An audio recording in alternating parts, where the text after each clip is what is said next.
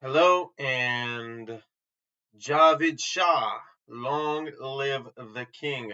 Yehi Melech Iran. We are watching a revolution happen. This is the Iran-Israel revolution because Israel has got the Iranian people's back, and the Iranian people are Israel lovers. They love us. So I'm continuing streaming Armin and Goldie, and as soon as they're done, I'm going to weigh in as well.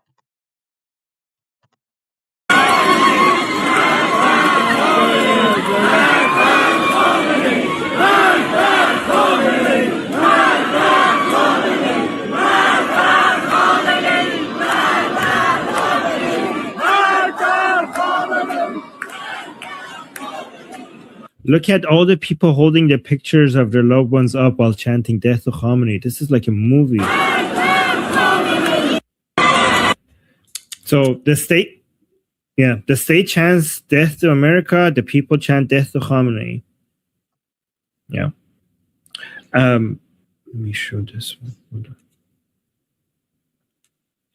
It's literally a genocide happening right now and no one's talking about it. It's a genocide happening. No one's talking about it. It is really, the numbers are.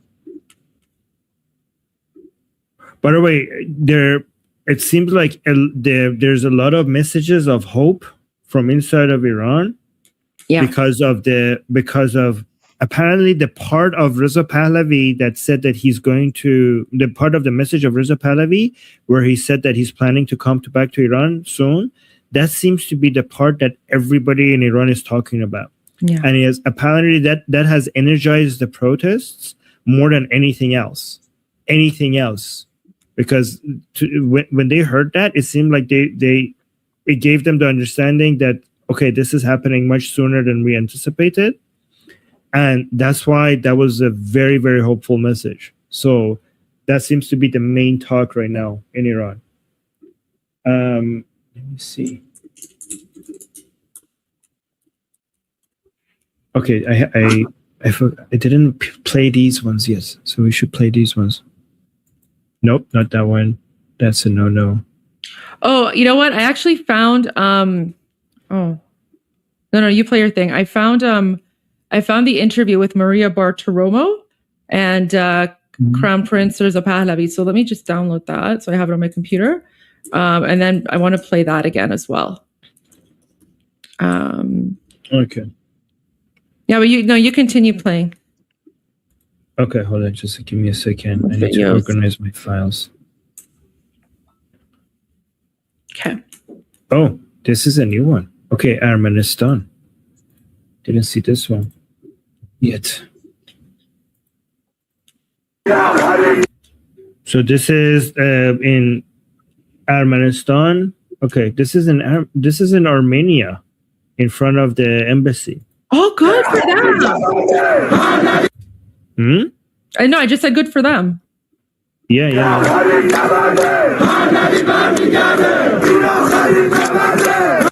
Wow, look, I didn't know there were Iranians, that many Iranians in Armenia.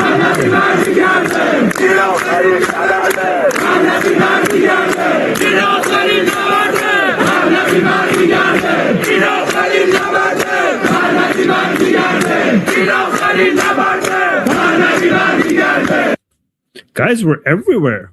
We Iranians are everywhere. Like in Armenia, in front of the embassy, and also in Tokyo. Like I was actually very impressed how much presence we had in Tokyo. If I'm not mistaken, Armin, I actually think that we're the largest diaspora by percentage that lives outside of the country. So I think the percentage, I think it's like 10% of Iranians live outside of occupied Iran because of the Islamic dictatorship, which is actually really, really high, right? Yeah. By the way, Manitou just did an interview with Tommy Robinson. Oh. So yeah. But it's translated into Persian, so we cannot So funny. Yeah, but apparently Tommy Robinson, guys, was just on Manitou. Manitou is like a pro-Pahlavi Persian-speaking media, right? I wonder if he went there. I wonder if he went there because he was on our live stream yesterday. Guys, maybe. See, this is why you follow us, because we're the real news. Tommy Robinson was on our live stream first before he went to Manitou. Too funny. Yeah. I wonder if we can find the English version. Yeah, well. Wait, can we see what he sounds like in Farsi? Let's see how they dubbed his voice. Okay. و فوق‌العاده زیبا بود. حتی الان که یه عده میخوان موضوع رو بکشن سمت اقتصاد، واقعیت اینه که اقتصاد کشور داره میمیره. داره نابود میشه چون کشور زیر تحریمه. به این خاطر که دست یه مشت اسلامگرای افراطی و تروریسته. حالا نگاه کنید به کل مشت. Okay, that's enough. Because the audience that doesn't sound like him at all though. But okay. Wow. Okay, Armin, would you be okay if because I know you have to go to, what happened to Tommy? Guys, Tommy lied to you. He was never white. Tommy was always an Iranian man. He was just pretending to be a white guy. We just exposed Tommy Robinson. There you go. He's actually secretly an Iranian man who speaks Persian. Can I go for like maybe 20 minutes, Armin, and then come back, and then you can, and then that way you can head out a little bit early too, so you can take a break before your discussion group. Is that okay? Yeah, sounds good. I'll hold the fort. Yeah. Thank you. I will be back in 20 minutes. Sounds good. But guys, if you have any questions, let me know in the chat. I'll try to respond to them. Guys, but I just really want to watch this, because I just saw this video from Charlie. Is it okay if I just play it one more time? I've never seen this video of Charlie Kirk before, and I just want to play it one more time, okay? Which then led to the Iranian Revolution, where radical Islam took over Iran. Look at some of these pictures of what Iran used to be. It was wealthy, it was proud, it was strong. The Persians are wonderful people. Some of my closest friends are Persians, and I love the Persian people. And we should have a heart for the Persian people to try and have a better future. Regime change is very difficult to talk about. I actually don't like talking about regime change. It's very complicated, but understand that there can be brighter days ahead for the Iranian people. And just look at some of these pictures of how beautiful Iran used to be, how beautiful Tehran used to be. And it's very easy to kind of sit in your Western armchair and be like, oh, Israel's terrible. Well, you were able to enjoy free speech rights and a lot of rights here in the West that Iran used to have. And if you are serious about actually protecting human rights, you should want to make Iran Western again. Which then led.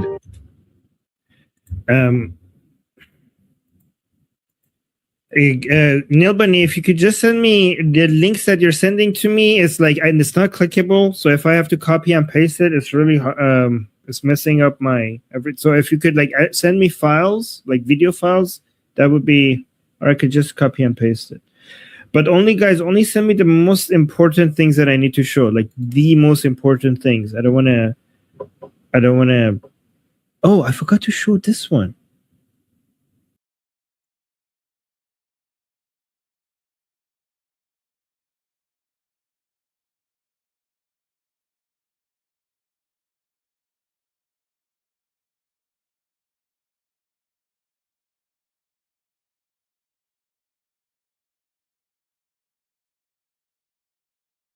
Interesting. The Basijis, the armed forces, are all over back there, right? And the protesters are swearing at them and yelling at them and daring them to come out. Look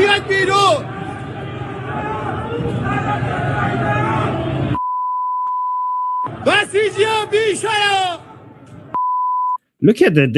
They're daring the Basijis, the armed forces, to come out of where they're hiding, even though they themselves are not armed and the Basijis are armed. They're daring them, they're swearing at them and daring them to come out. That's crazy. Guys, I want to tell you something. I'm here to help. Okay, so let me go over this one. Here to help Armin. I think this one was from, this one is from Scotland. I forgot to show this one. Okay, so this is Iranian diaspora in Scotland coming out and into the streets in support of the revolution and the king.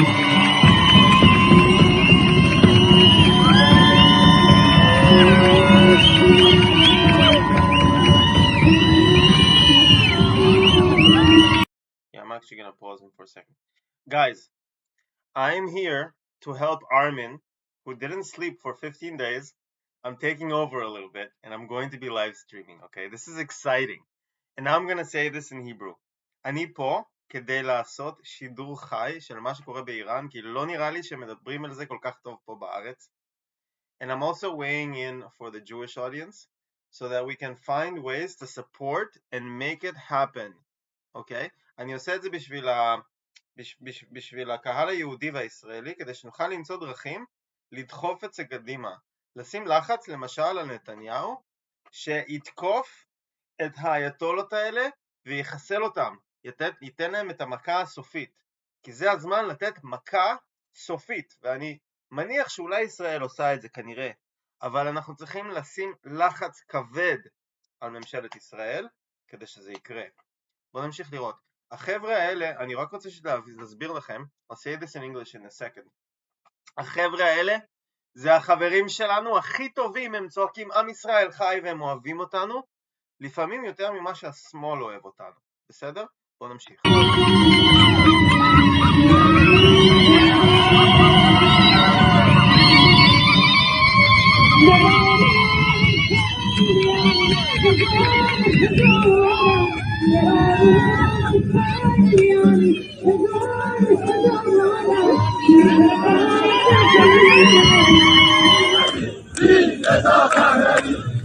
So chanting King Reza Pahlavi.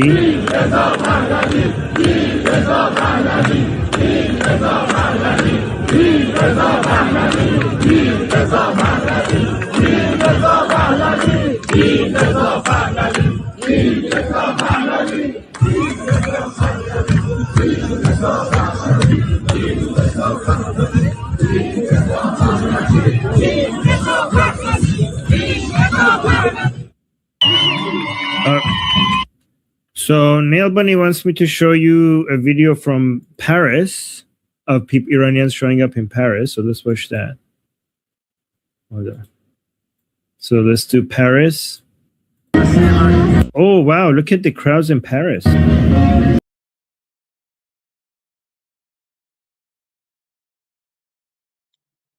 What I said in Hebrew, what I said earlier in Hebrew is that these guys, Armin and Goldie, they're the friends of the Jewish people, sometimes more than our liberal Jews, our lefties, you know, sometimes more than the Israelis who are like pro-Meretz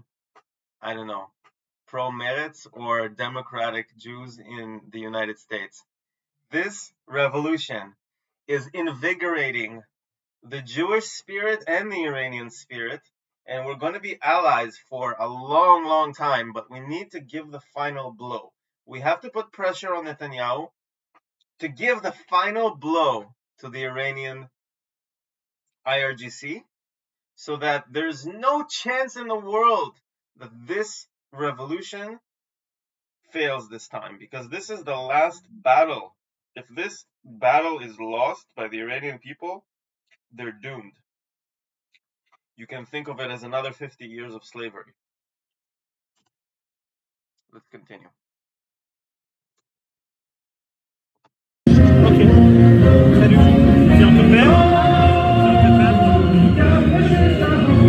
Look, guys, never fails. All the time, there's going to be an Israeli flag there. You see?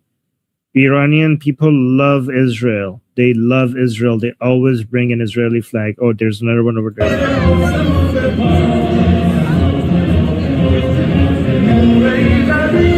Oh, and the French flag.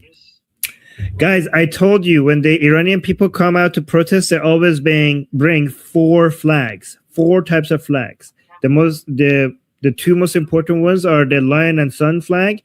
Well, some of them without the crown, which is the official flag of Iran, and some of them with the crown, which is the flag of the Artesh, right? It's the royal flag with that. So those are the two main flags, and they always also bring the flag of Israel with them, because it's our main ally. The nation of Israel is our main ally.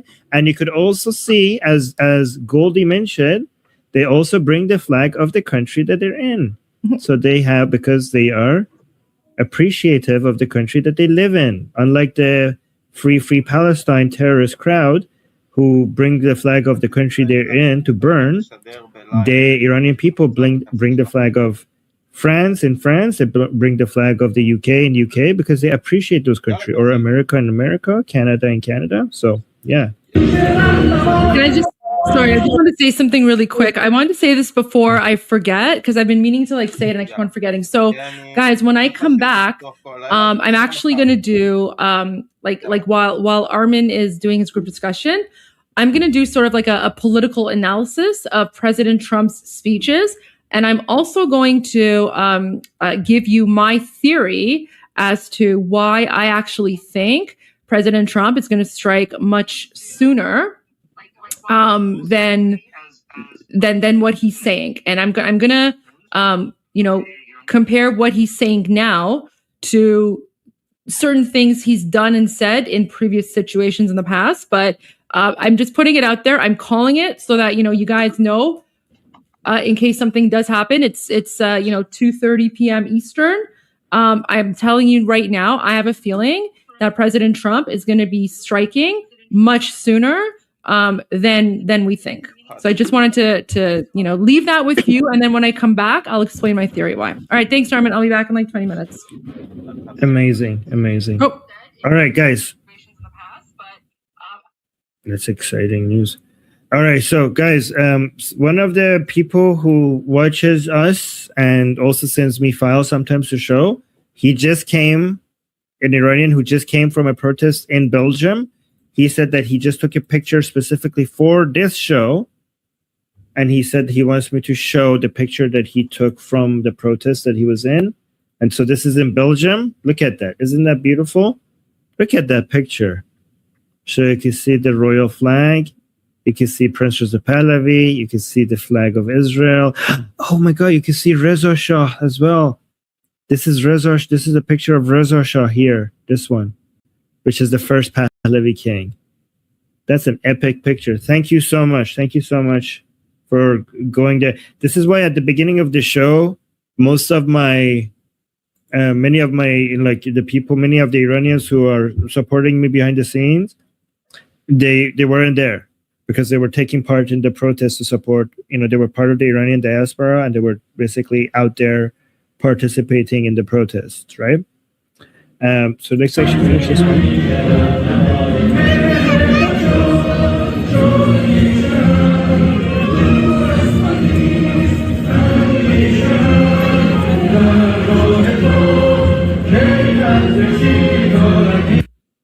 Oh, look at that. Look at that sign here. You can see the sign over here. It says Khamenei Qatil Zehi Khiyal Batil. That is Elon Musk's post. Look, it has gone viral. So Iranians are holding signs, quote, basically mentioning the post that Elon Musk posted on X in response to Khamenei, and they're holding it as a sign now.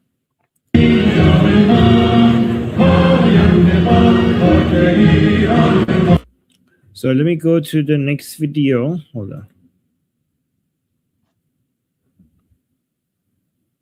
Guys, we're watching history being made here, okay? You know how like our grandparents and parents talk about the fall of the Berlin Wall and where I'm just pausing him for a second, because what I want to do is I want to take a snapshot of this so that I can use it as a thumbnail later on.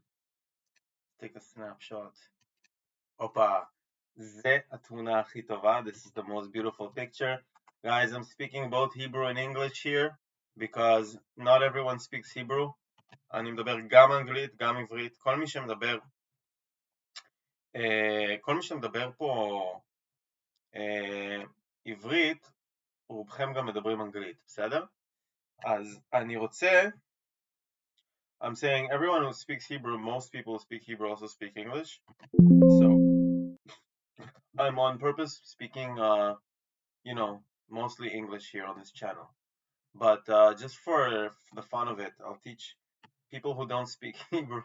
I'll be giving Hebrew lessons on these streams.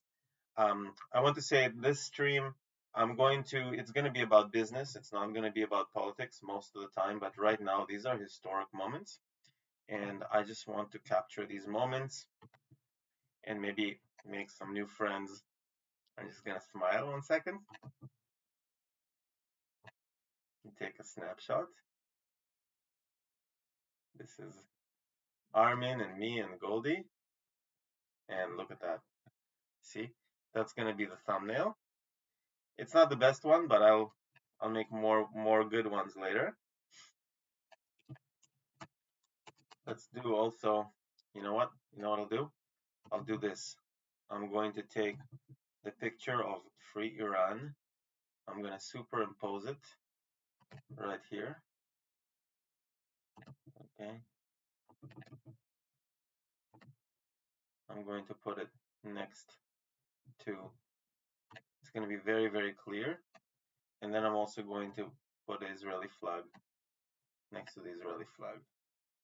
So it's going to be, I'm going to put this Free Iran over here. Okay. Right here.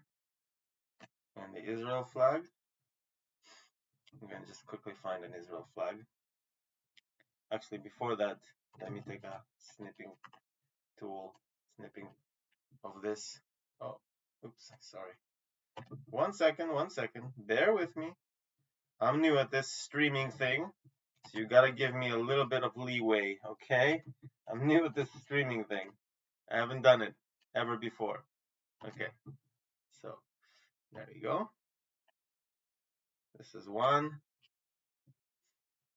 And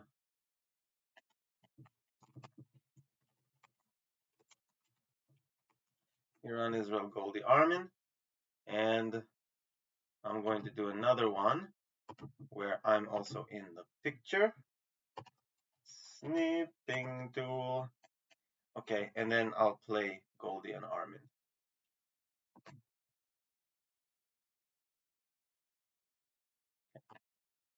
This is it.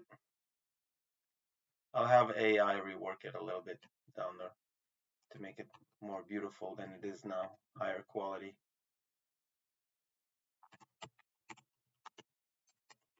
Iran Revolution. And let me actually do another one where I'm a little bit bigger over here. Say right here, like this. Maybe superimpose me a little bit over. So you can clearly see Armin and the flag and Goldie's picture. This one is good. Okay. Let me just do this. I'm going to turn and then smile to the camera. Good, that snapped it. Perfect. Now it's good. That's a good one. So you want a revolution? Well, we all want to change the world. You want to change the Constitution? Well, we all want to change the world. And I'm going to sing my own words right now. Iran's gonna be free soon. Don't you know it's gonna be free soon? Don't you know it's gonna be free soon? And the king's coming back, and Israel's gonna be Iran's best friend ever. BFF, best friend forever. So don't you want a revolution? Yes, yes, I do. This one is really, really good. Let's just not fumble it. Okay, let's keep playing Armin and Goldie. Thank you so much. Thank you so much for going there. This is why at the beginning of the show, most of my, many of the Iranians who are supporting me behind the scenes, they weren't there because they were taking part in the protest to support, they were part of the Iranian diaspora and they were basically out there participating in the protests, right? So let's actually finish this one.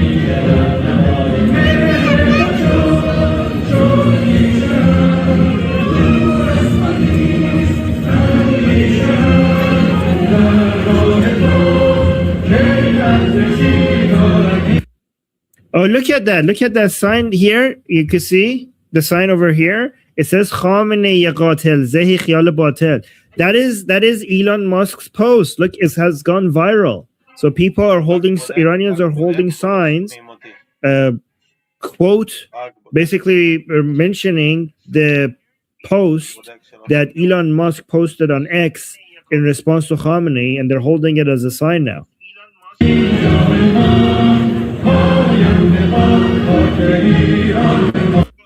So let me go to the next video. Hold on. Guys, we're watching history being made here, okay? You know how like our grandparents and parents talk about the fall of the Berlin Wall and where they were, where they were when it happened? So this is, you're experiencing history in the making right now. So this is in Paris as well.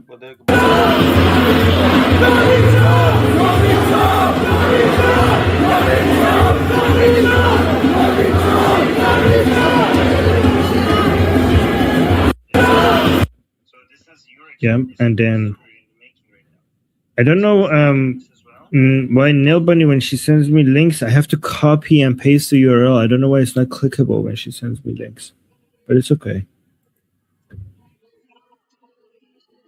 This one, where is this one from? This is in Amsterdam. Oh, Amsterdam. Let's see. Yeah. Freedom for Iran! Freedom for Iran! Freedom for Iran! Freedom for Iran!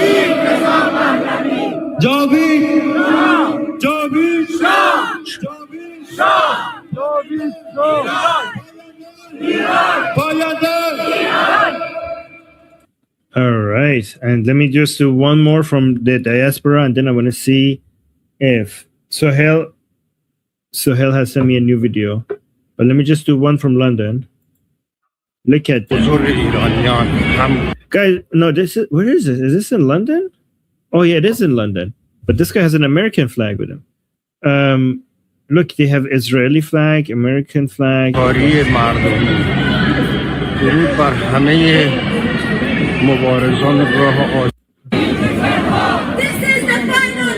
Look, Israeli flags everywhere.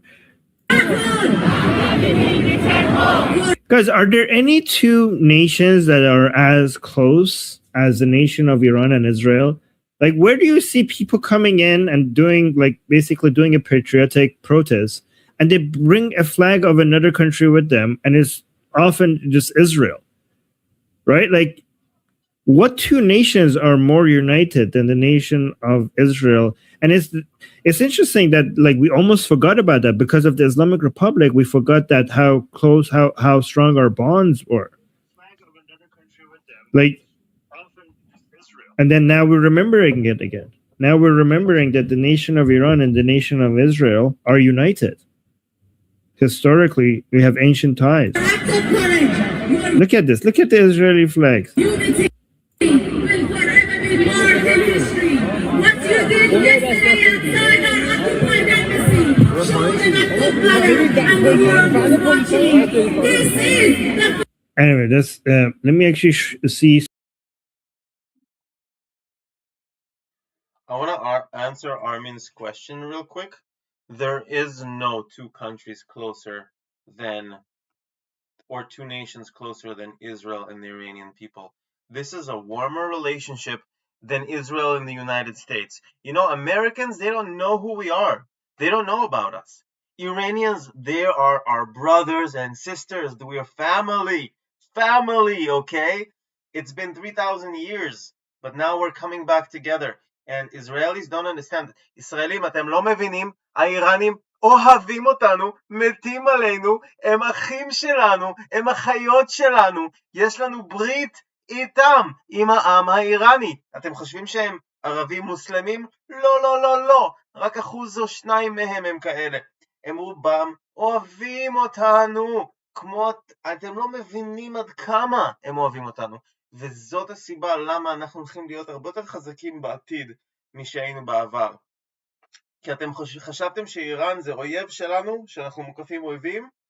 איראן אויב שלנו רק כל עוד האייתולות שם. ברגע שזה מתהפך, זה כבר לא ככה. This was my rant to my Israeli brothers and sisters, so they understand how much the Iranian people love us. And they are completely, you know what? They are our real allies, real true allies. Americans, yes, they are our allies. But Iranians are even more so. Because they love us. They just love us unconditionally. So Hell just sent me a new video. Yeah, so I'll keep them coming. Oh, Shah Savar. Okay, let me see. I'm going to put this at 2x speed. Here. So let me see this one. Guys, so these were just from hours ago from inside Iran. Guys, if you have any questions, ask me in the chat. I'll try to pay attention to your questions as well. You guys can always watch Armin and Goldie in their lives. So sometimes I'm going to be putting this at 2x speed. But make them good questions.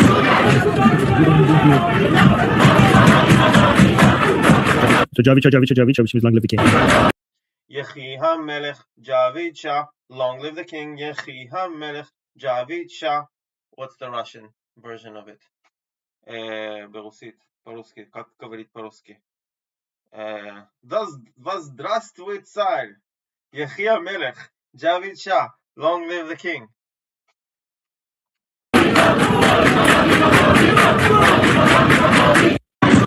So this is Shah Savar in Iran. Let me see another video that Sohail just sent me. Oh, that's the same city. Sohail, if I haven't shown some earlier videos that you sent me because I'm getting so many files, I don't know which ones I've shown. So guys, you can hear gunshots.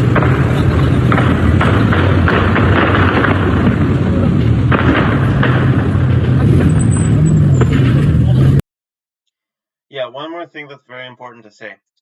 The CNN and the BBC and the Fox News, they're all saying that these are protests. These are not protests. This is a war. This is a civil war.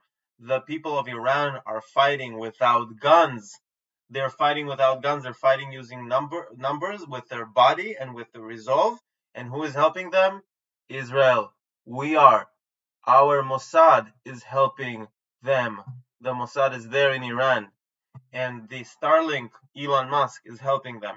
And hopefully also now Trump. Basically Trump also, through Twitter so far, through threats, and maybe now for real.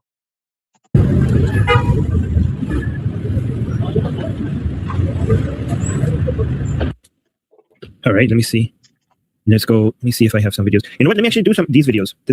I have some good videos here from the people. Not this one. Hold on. Let's go over here. All right, here. So this is Mashhad. Look at the crowd. Chanting Javid Shah, which means long live the king, from Mashhad.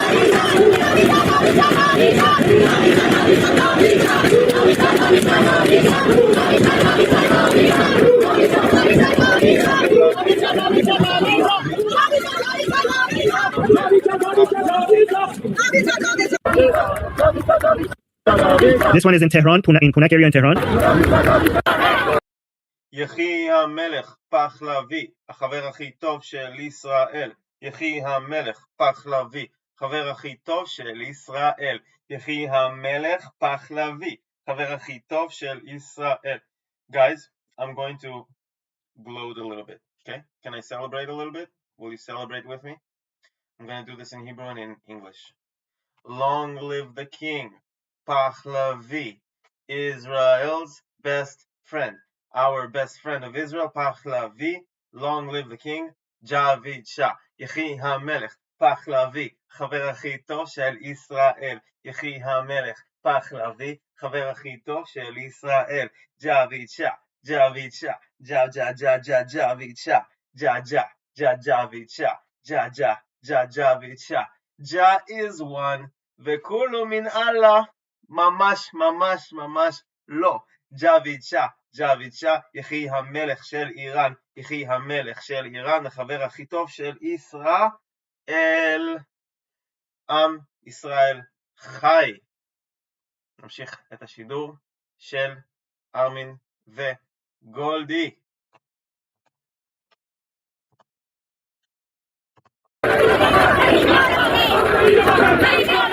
Look, that's the chant. Look how popular this chant is. Khamenei qatel Zehi khiyal batel, right? Zehi khiyal batel, again, is the post that Elon Musk, the response Elon Musk had to Khamenei, and it's all over Iran now. They're chanting it. Oh, this is another chant. Khamenei Zahak mikishim zira khak, which means Zahak, which is an evil figure in Iranian poetry. They're saying like evil Khamenei will pull you, will put you in the ground. So this is Tehran as well. People are saying this is the final battle. Pahlavi will return. By the way, guys, you have no idea how many people in Iran are talking about Pahlavi returning. Like it's becoming like some people are starting to believe that this is possible because Prince Reza Pahlavi has always been very conservative when it comes to promising people things, meaning that he was always like making sure that he doesn't come and promise too much that he can't deliver. So we're actually very surprised. Like some people were surprised that he just came out and said that I'm going to meet you in Iran soon. Because he's not like the Islamic Republic where they come and say like, oh, we're going to do this and this and that, and then they never do it. He's very, very conservative about his promises. So the fact that he came out and said that I'm going to come to Iran soon has made a lot of Iranians excited to think that, okay, is this really happening? Is this actually happening? So what are you saying, Armin? You ignore my message. I mean, מה שארמין פה אמר זה שעד היום 37 שנים אנשים חשבו שזה איזשהו חלום מאוד רחוק שהנסיך שלהם יחזור ולהיות מלך, ועכשיו העם האיראני קלט שזה אשכרה אפשרי, וברגע שהם קלטו שזה אשכרה אפשרי הם כולם יצאו רחובות והם כולם צועקים בוא המלך, בוא המלך, וזה יכול לגרום באמת לזה שהוא באמת עוד מעט יבוא, כי המשטר ייפול, כי אנחנו נעזור להם, כי ארצות הברית תעזור להם, ואז הוא יוכל להגיע וממש לקחת שם את המושכות, ואז יהיו שם בחירות, כי זה לא מלך אבסולוטי, זה מלך יותר כמו באנגליה. I'm not ignoring your messages. There's so many messages here. I'm not just looking at the live stream on Atheist Republic. There's also the live chat on the Goldie's channel. I'm trying to look at everything. והם כולם אוהבים אותנו, לכן לא תהיה בעיה איתם, כי הם אוהבים אותנו, תעשה ביניהם זה, כאילו, אם תעשה, איך קוראים לזה, סקר, אז הם יצביעו לביבי, הם רובם יצביעו לביבי, אתם מבינים? So I'm trying to keep an eye on things, but I'm not trying to ignore you guys, okay? Guys, when do you think Trump will take action? Like, what do you think? It's going to happen tonight? Like, is this happening? What do you guys, because the numbers are... הוא שואל מתי אתם חושבים שטראמפ הולך לתקוף, האם זה יקרה הערב? ואי אפשר לדעת עם טראמפ, כי טראמפ שומר את הקלפים מאוד קרוב לחזה. Iranians dying right now is really... What I'm saying is that Trump is keeping his cards close to his chest, and he should. So he's wondering, whether Trump is going to attack soon. Really high. It's really, really high. It has actually passed October 7th levels. The number of Iranian people who have been killed by the Islamic Republic has now passed October 7th numbers. So... יותר איראנים מתו עכשיו מאשר ישראלים נהרגו ב-7 לאוקטובר. Do you think, like, I'm really hoping Trump does something tonight, but do you guys think it's going to happen tonight? Let me know in the chat.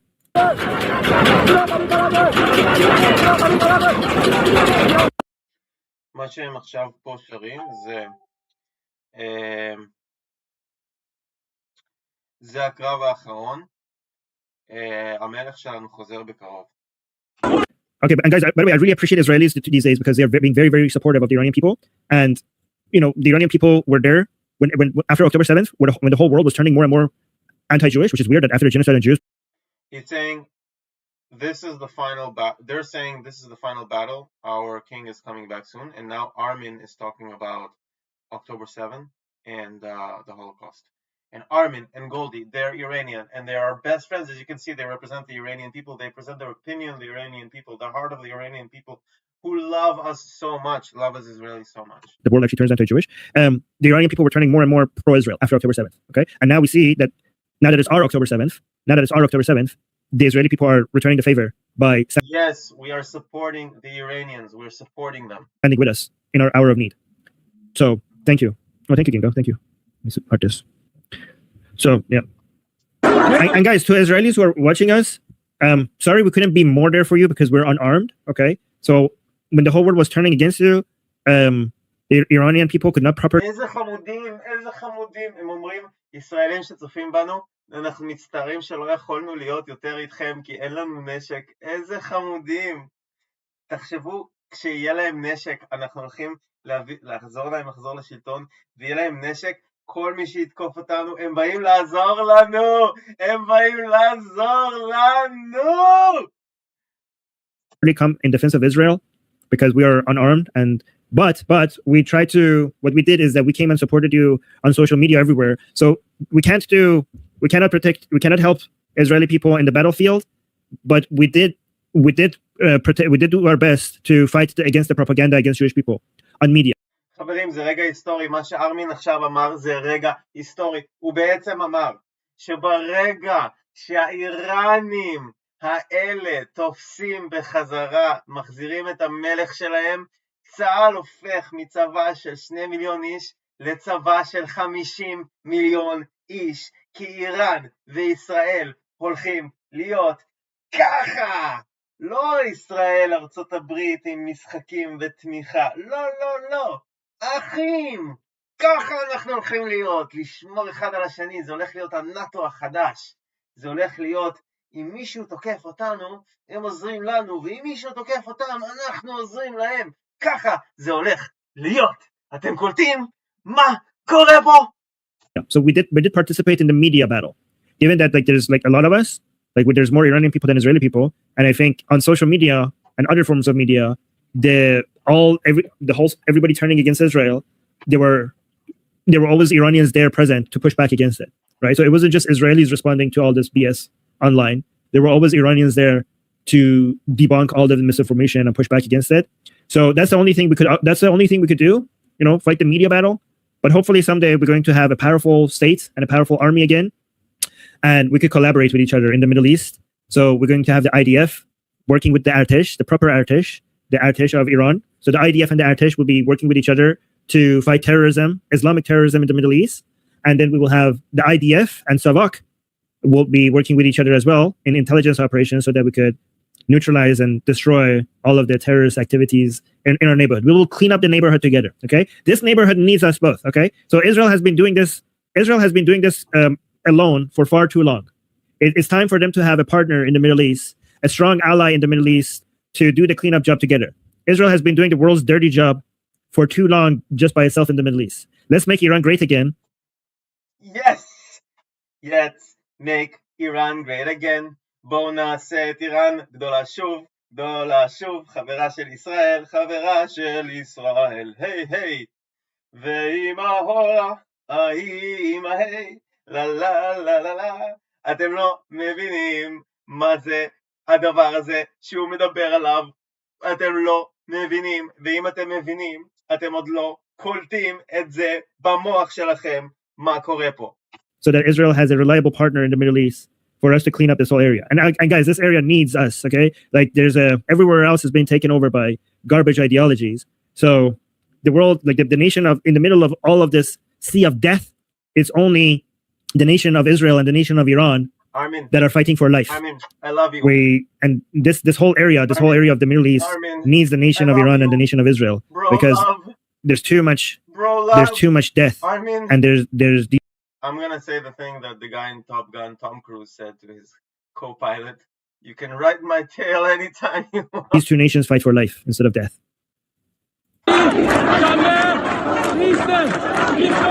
Look at this. This is in Tehran. Look at the crowd. It goes all the way back there. By the way, our liberation story is like very, if this, like once this revolution becomes successful, it's very similar to how the Jews were eventually managed to overcome the evil that was oppressing them. So that Israel is a success story, and אני רוצה לדבר עם הישראלים עכשיו, כי יש לי הרבה חברים ישראלים, ואני מסביר לחברים שלי הישראלים, כל הזמן, אוקיי? ישראלים, אני רוצה להסביר לכם משהו. אוקיי, אתם לא מבינים, או שאולי אתם כן מתחילים להבין, אבל אתם צריכים להבין, אוקיי, אתם צריכים עכשיו להבין מה זה האיראנים, מה זה האיראנים שהם בעדנו, שזה רובם, אוקיי, 90%, או לא יודע מה, 80%, מה זה האיראנים שהם בעדנו? זה לא האמריקאים שהם סוג של, yeah, Israel, oh, cool, we like Israel, man, it's somewhere far, we don't even know where it is on the map, לא, הם יודעים, הם מבינים, הם קולטים והם מוכנים להילחם עבורנו. אתם מבינים מה זה להילחם עבורנו, איתנו, לידינו? זה חברים אמיתיים. זאת ברית אחים אמיתית. משם, מאיראן, הם מוכנים להילחם עבורנו. אתם מבינים מה זה המהפכה הזאת? מה אומרת המהפכה הזאת? זה אומר game over עולם. אתם לא תוכלו לנצח את ישראל. אוקיי? לא תוכלו לנצח את ישראל יותר. אוקיי? פלסטינים, ביי ביי. יאללה, ממשיכים לשדר. ממשיכים בשידורים היסטוריים מטורפים האלה. מטורף. ואגב, גם השמאל, אני מצטער להגיד לשמאל בישראל שטעיתם. יש לנו חברים חדשים, ולא צריך יותר לעשות שום ויתורים לבני דודים. אוקיי? ממשיכים. The modern nation state of Israel was a response to the evil that was Nazism and World War II, right? And in the middle of all of that evil, it didn't seem like the Jewish people had much hope left. Like the whole world was against them, and the Nazis were making it seem like it's over for the Jews. And then all of a sudden, they overcame all that evil, and we have now one of the greatest, strongest, powerful nations on earth, which is the nation state of Israel. So hopefully, we could also. It's a very inspirational story of overcoming evil, and we Iranians. So you Jewish people managed to. Your Genesis story for your country is very powerful and very beautiful, and you wrote that. You wrote that with your blood. And not only that your guys' victory is similar to ours. We are here to help you get that victory, Mr. Armin, and you know that, but people don't know that. The Mossad is on the ground. Why is the Mossad on the ground? Because we are here to give our lives for the Iranians. And now we Iranian people, even though we don't have to, because Iran is far away, and it's the Mossad, maybe a little bit risking themselves, but not too much. Okay? But if we have to take incoming rockets, we will go to the bomb shelters for the Iranians. And our Israel Air Force will go and bomb the living crap out of the Ayatollah. Are trying to write a similar inspirational, powerful story for our liberation, and we overcoming the evil that is holding us back.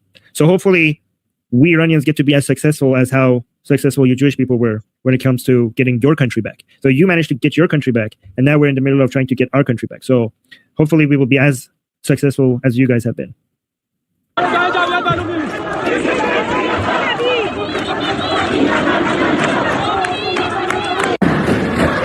This is Tehran again.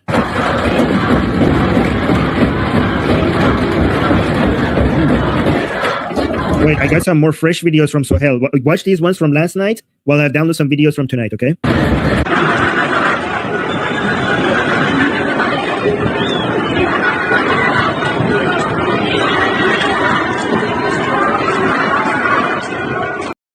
Guys, I wanna say something.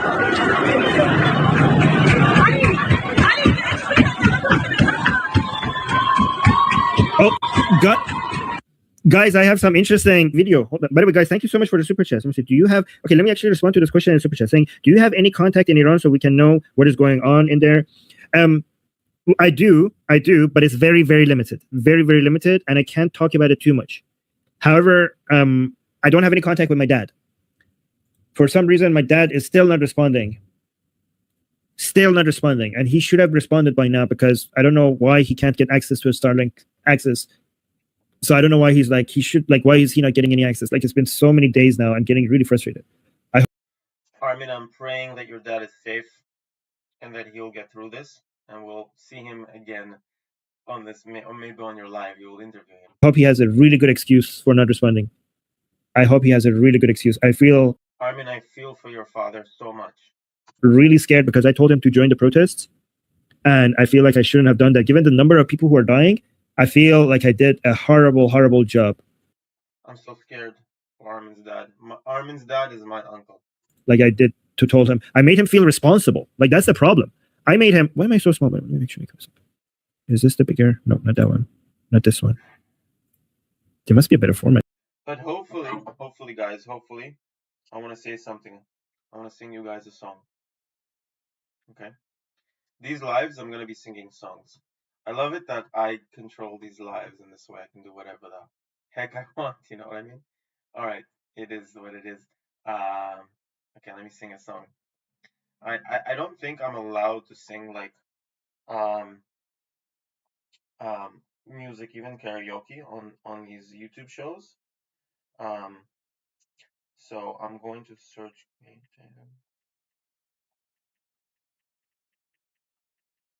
If not, I'm just going to do it just like this a cappella. It goes like this, guys. And I'm really hoping it's true, but let's make sure it's true. Okay, it goes like this. Do do do do do do do do do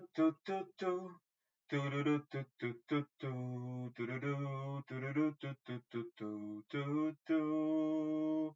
It's the final countdown. Ba-da-dum bum. Ba-da-da-ba-bum. Ba-da-dum bum bum. Ba-da-dum.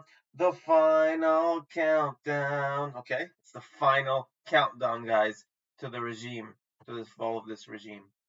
Let's hope this is really, really final. Like really, really soon it's coming. I really hope so. This is really, really, really serious. Serious. Like heck. Serious as heck, okay?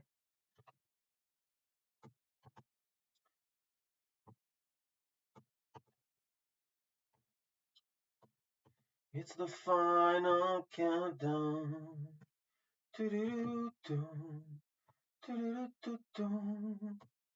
The final countdown. It's here. Nope. That's it, I guess. Yeah, I didn't know the death count was going to be this high. So I hope he ignored my, because I made him feel like he's supposed to participate in the protest because he's part of the generation that caused the Islamic Republic to be in power. So I felt like I told him, like, I basically were telling him that he needs, like, his generation needs to go fix the thing that the problem that they caused us. And I don't want that to be the last thing that I told him. That would be haunting me for the rest of my life. Yeah. But okay, let me actually boost the mood a little bit. I don't want to bum you guys out. I'm sure he's fine. All right, so Hale just sent me an amazing new video. This is in London, and apparently the Islamic Republic replaced the flag, the lion and sun flag. So maybe I should update you guys with what happened yesterday before we show this again. Where's that video? So yesterday, somebody went and this is the Islamic Republic's embassy in London, and this legend just climbed the building and replaced the terrorist flag of the Islamic Republic with the proper flag of Iran, with the lion and sun flag of Iran, right? So that was from yesterday. I just needed to update people, right? But then today, so let me watch this a little bit more before I give you that.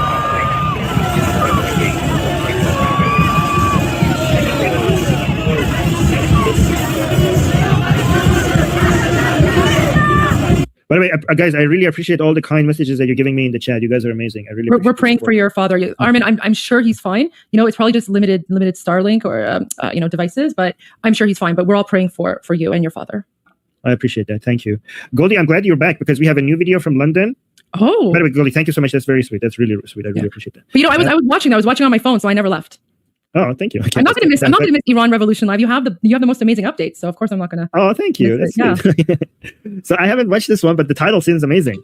Oh, let me turn this off. Oh, that means that I need to go in 10 minutes. Yeah. So in London, they actually seemed like they attacked the Islamic Republic's flag again. So I think the Islamic Republic changed the flag again to the Islamic Republic flag, and then overnight, look at this. This is like Mission Impossible. Look. Again. Spider-Man is back. Did you see the police running by? Yeah. Again.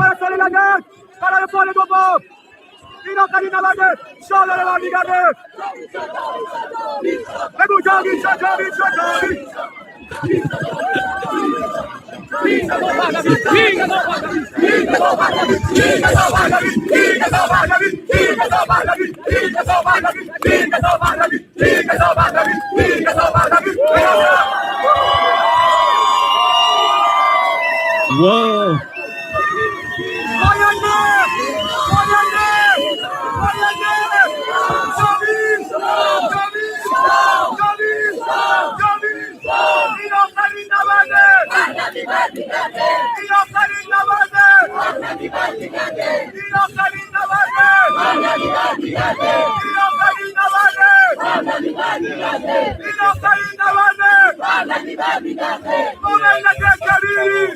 İran'ı pes mi giydin? İran'ı pes mi giydin?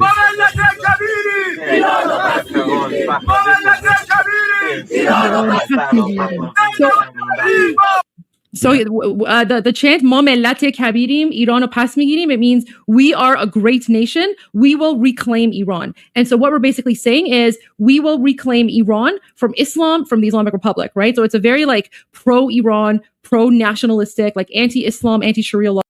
אנחנו עם גדול ונחזיר את האיראן אלינו מהאסלאם. זה מה שעכשיו אמרה. Law chant. Exactly. Yeah.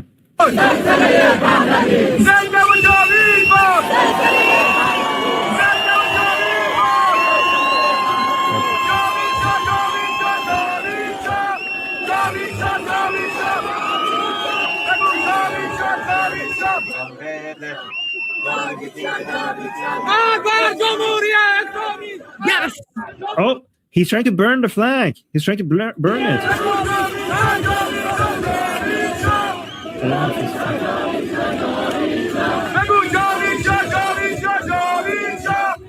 I don't think it's flammable though.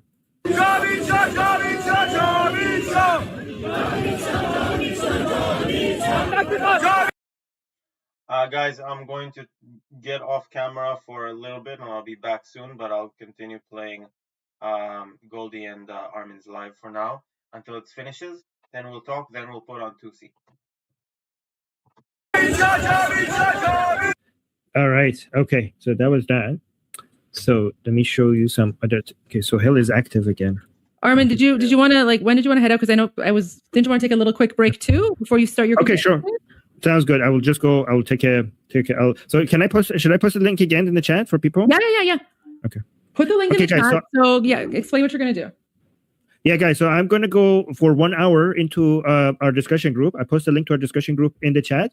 You guys could join there. I'm going to go do a group call with anybody who wants to come, ask about what's happening in Iran, have a conversation with me and the other people in our group, or give their opinions or ask me questions. So the link is in the chat, and I think it's also pinned to the top. Well, maybe I should pin it as well. Yeah, pin to the top. And yeah, so if you want to come talk to me and ask me questions, I'm going to show you some videos that we're not going to show on the show.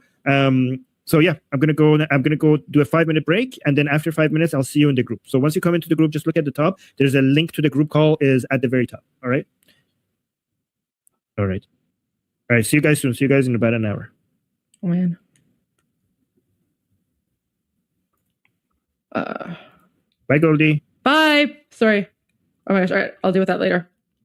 Okay.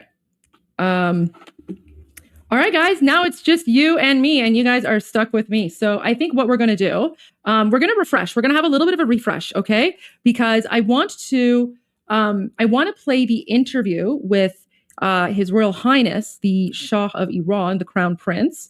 But before I do that, I want to play 2 of my favorite songs. So this is going to get, because I know, like we've been live streaming for, over 5.5 hours now. And I know many of you have just been glued to your, phones or your TV or wherever you're watching from, your monitors. Yeah, you got me all to yourselves. There you go. So I'm going to play 2 songs just to sort of refresh.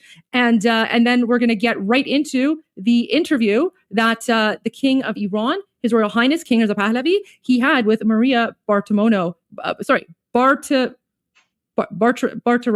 I'm terrible with that name. I don't know why I can't pronounce it properly. I'm so sorry, Maria, with you. And I'm going to explain why that is a very significant interview. Okay, so let's begin with the first video, which is the President Trump song, which is actually one of my favorite songs. So let's go ahead, because I know a lot of you guys are a big fan of this song. So let's start with this one. And then, of course, I'm going to go to the new one that I shared with you today.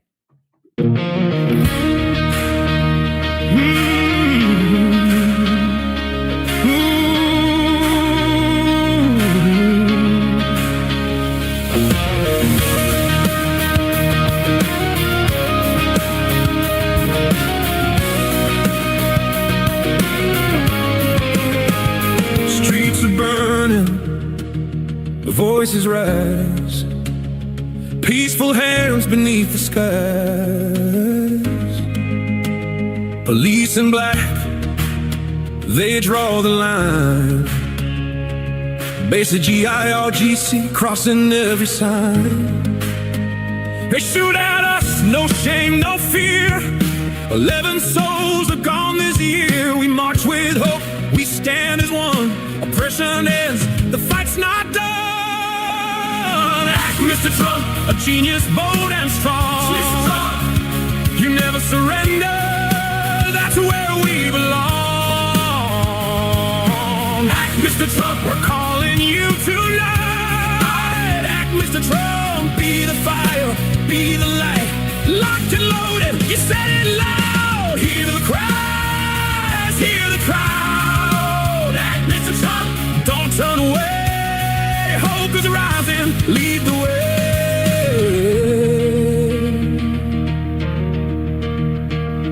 We don't ask for war or change, just freedom breaking. They beat us down, they steal our breath. Regime survives on fear and death. The world is watching. Time is now. History waits for your vow. From Tehran streets to every land, we reach for the steady hand. Don't let Democrats rewrite you out. Don't let them say trap always chickens out. Act, Mr. Trump, a genius, bold and strong. You never surrender. That's where we belong. Mr. Trump, we're calling you tonight. Act, Mr. Trump, be the fire, be the light. Lock the loader, say it loud. Hear the cries, hear the crowd. Act, Mr. Trump, lead us to God bless the USA. We believe in you. We got Crown Prince, hear his name. Reza Pahlavi, our hope and flame. He is hope, democracy's door.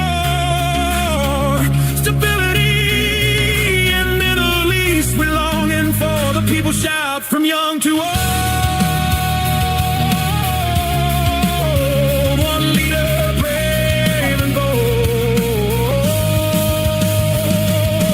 Friendship keeps the future free. That's the iron we want to see. Green light for PP, let him stand. USA's with your hand in hand. Strength decrees are clear and true. A safer world starts here with you. Iranian, say it loud and proud. We love you, Trump, above the cloud. A genius mind, a patriot strong to do the work.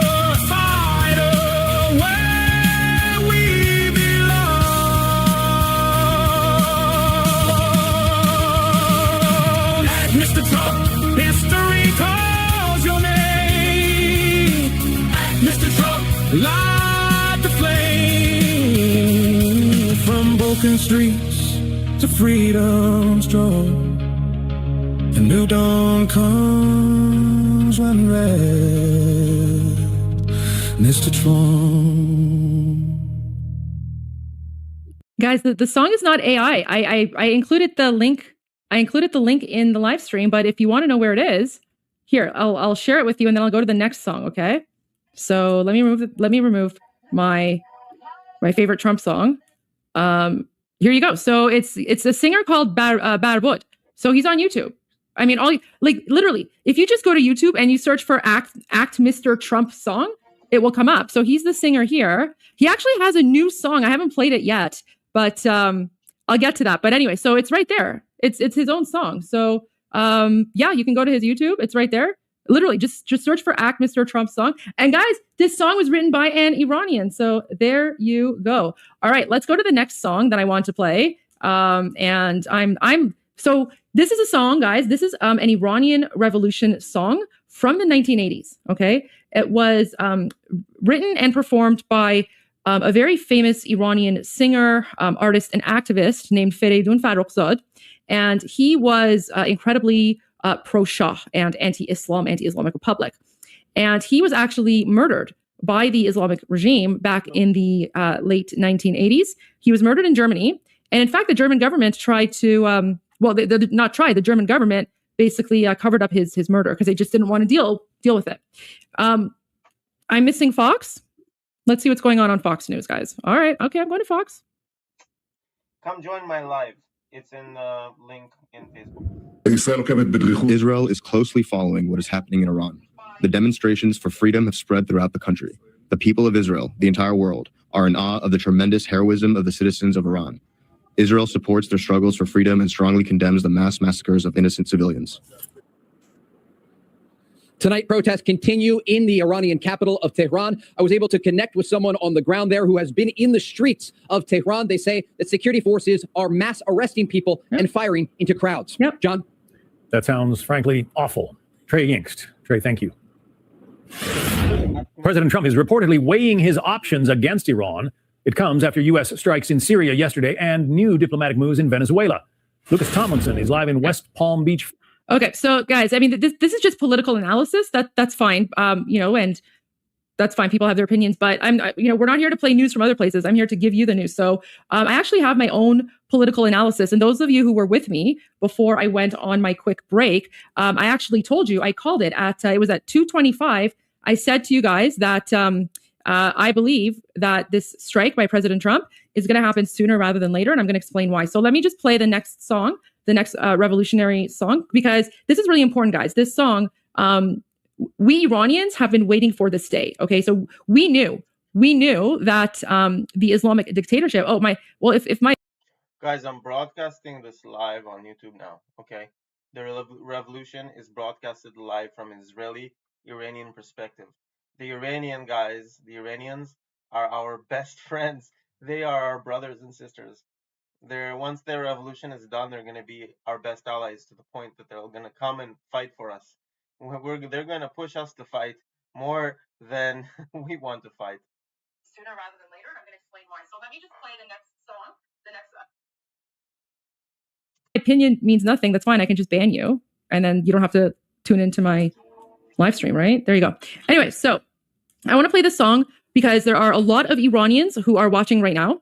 And for all of Iranian friends and followers who are watching, I know that it's very difficult. We know the horrific news that's coming out of occupied Iran, but we also know that there's going to be a time and place to mourn our dead, to mourn the people who have been murdered by the terrorist Islamic Republic, and that's going to be after the fall of the regime. So right now we're in the middle of a war, and that's why we are keeping ourselves motivated. And guys, I've never been more proud of Iranians, not just in Iran, but outside of Iran, because the images that we are seeing coming out of occupied Iran are incredibly, incredibly inspiring. Iranians are unarmed, and they are fighting against the most brutal dictatorship, arguably in modern history. And even Senator Lindsey Graham, compared Khamenei to modern day Hitler. So there you go. All right, let's go to this song because I'm gonna play this song in honor of all of the Iranians. Not just watching outside of Iran, but in occupied Iran, because I learned today from Armin that Fereydun Farrokhzad wrote this song back in the 1980s with the hope and dream that this song would be played during the Iranian National Revolution. And so that's exactly what we're going to do in honor of Fereydun Farrokhzad, who was anti-Islam, anti-Islamic Republic, pro-Shah, pro-freedom, and he was assassinated by the Islamic Republic in Germany back in the late 1980s. غرق انقلاب است.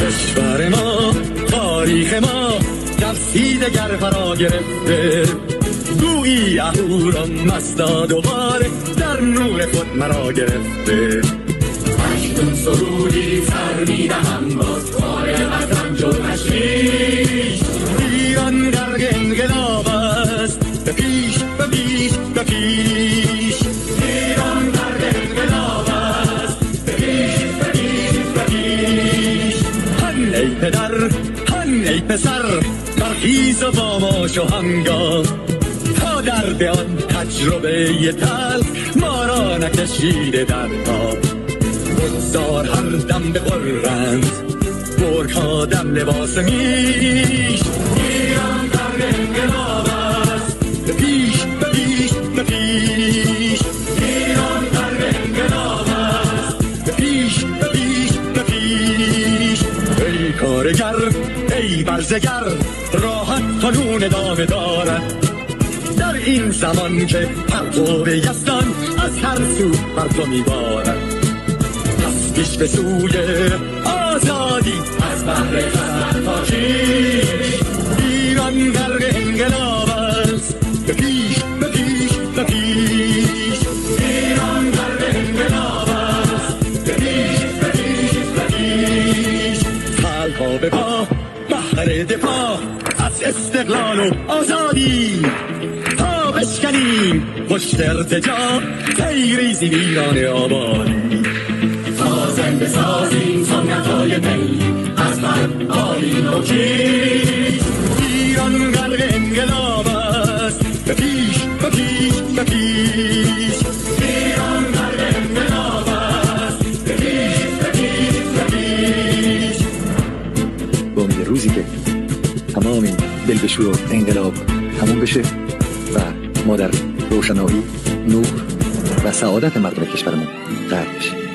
نه خارجی نه بیگانه نه مستشارهای ویرانی نه جیر خاران نه کاسلیسان فقط هم رزمان ایرانی با شرافتی همین بسازی بهر فرزندان خویش ایران غرق انقلاب است به پیش به پیش به پیش ایران غرق انقلاب است به پیش به پیش به پیش مردم بیایید داخل صف ما اکنون که آغاز رویاست دشمنان بدانی ما زنده هستی بعد از ما هم ایران پابرجاست آن روح شیطان ما را فریب داد با صد شعار مردمیش ایران غرق انقلاب است به پیش به پیش به پیش ایران غرق انقلاب است به پیش به پیش به پیش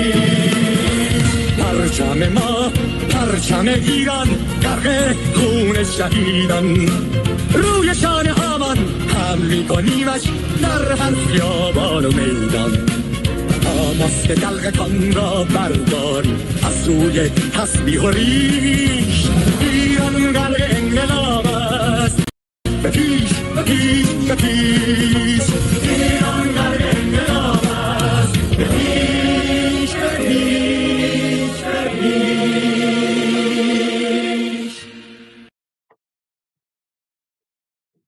Isn't that a banger?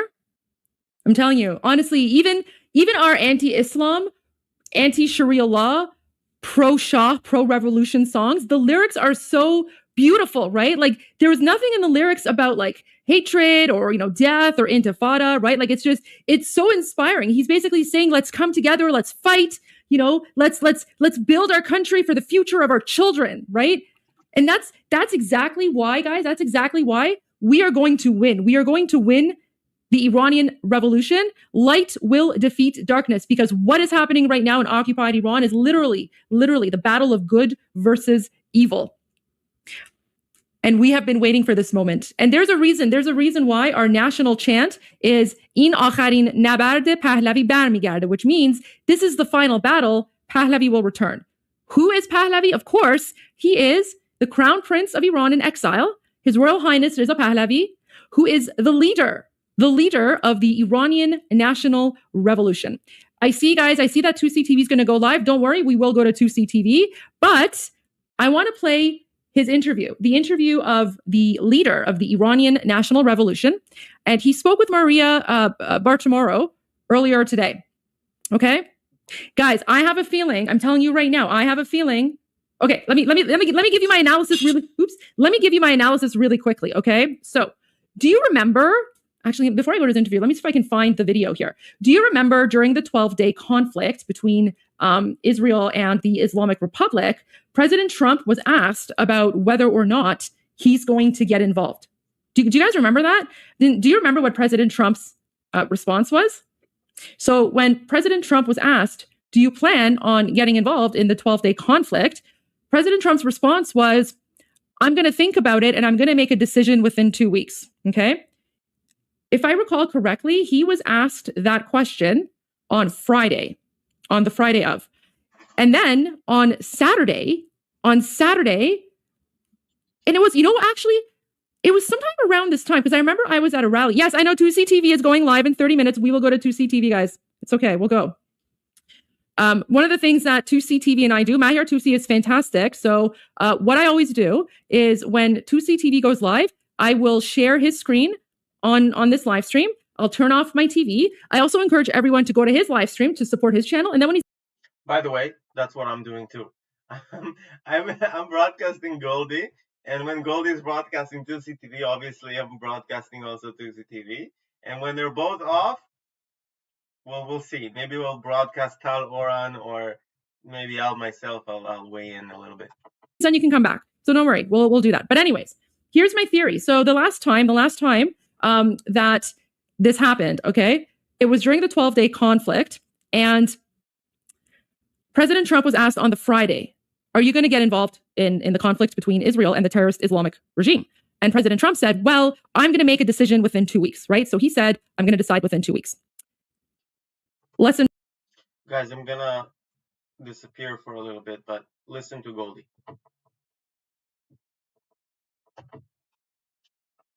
Like literally 24 hours later, we heard the news that President Trump has destroyed Fordo.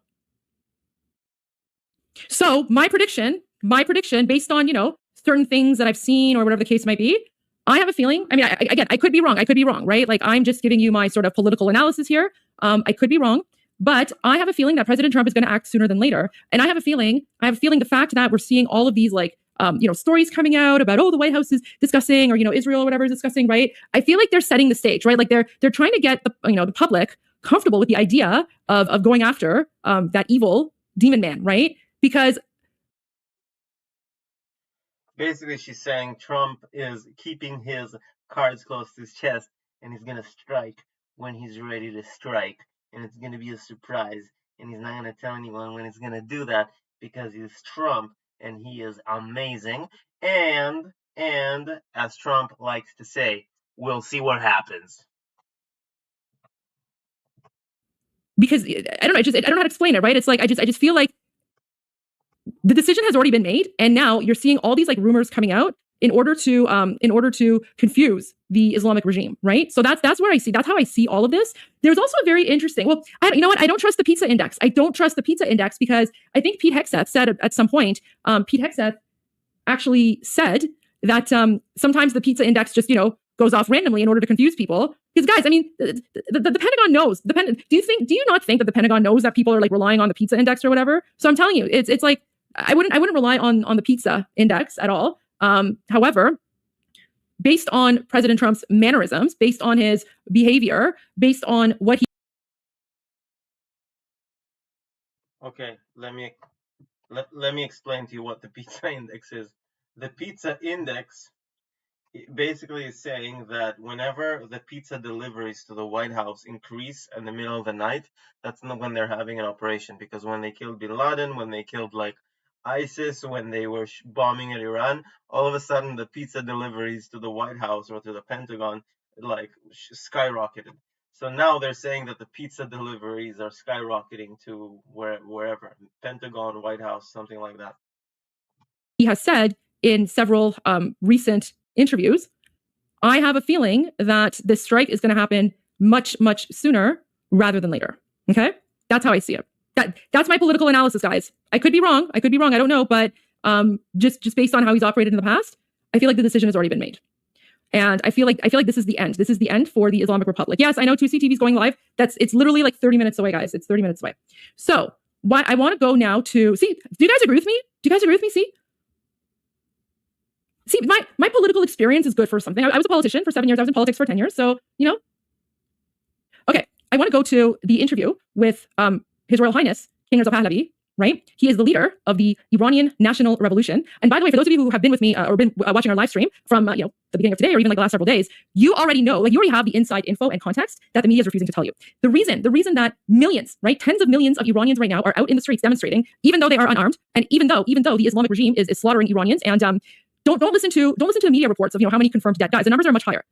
And those of you who have been watching Iran Revolution live, we already know that this morning, His Royal Highness confirmed that in the last 3 or 4 days, the number of innocent and unarmed Iranians who have been slaughtered by the Islamic regime is more than the number of Americans murdered during 9/11.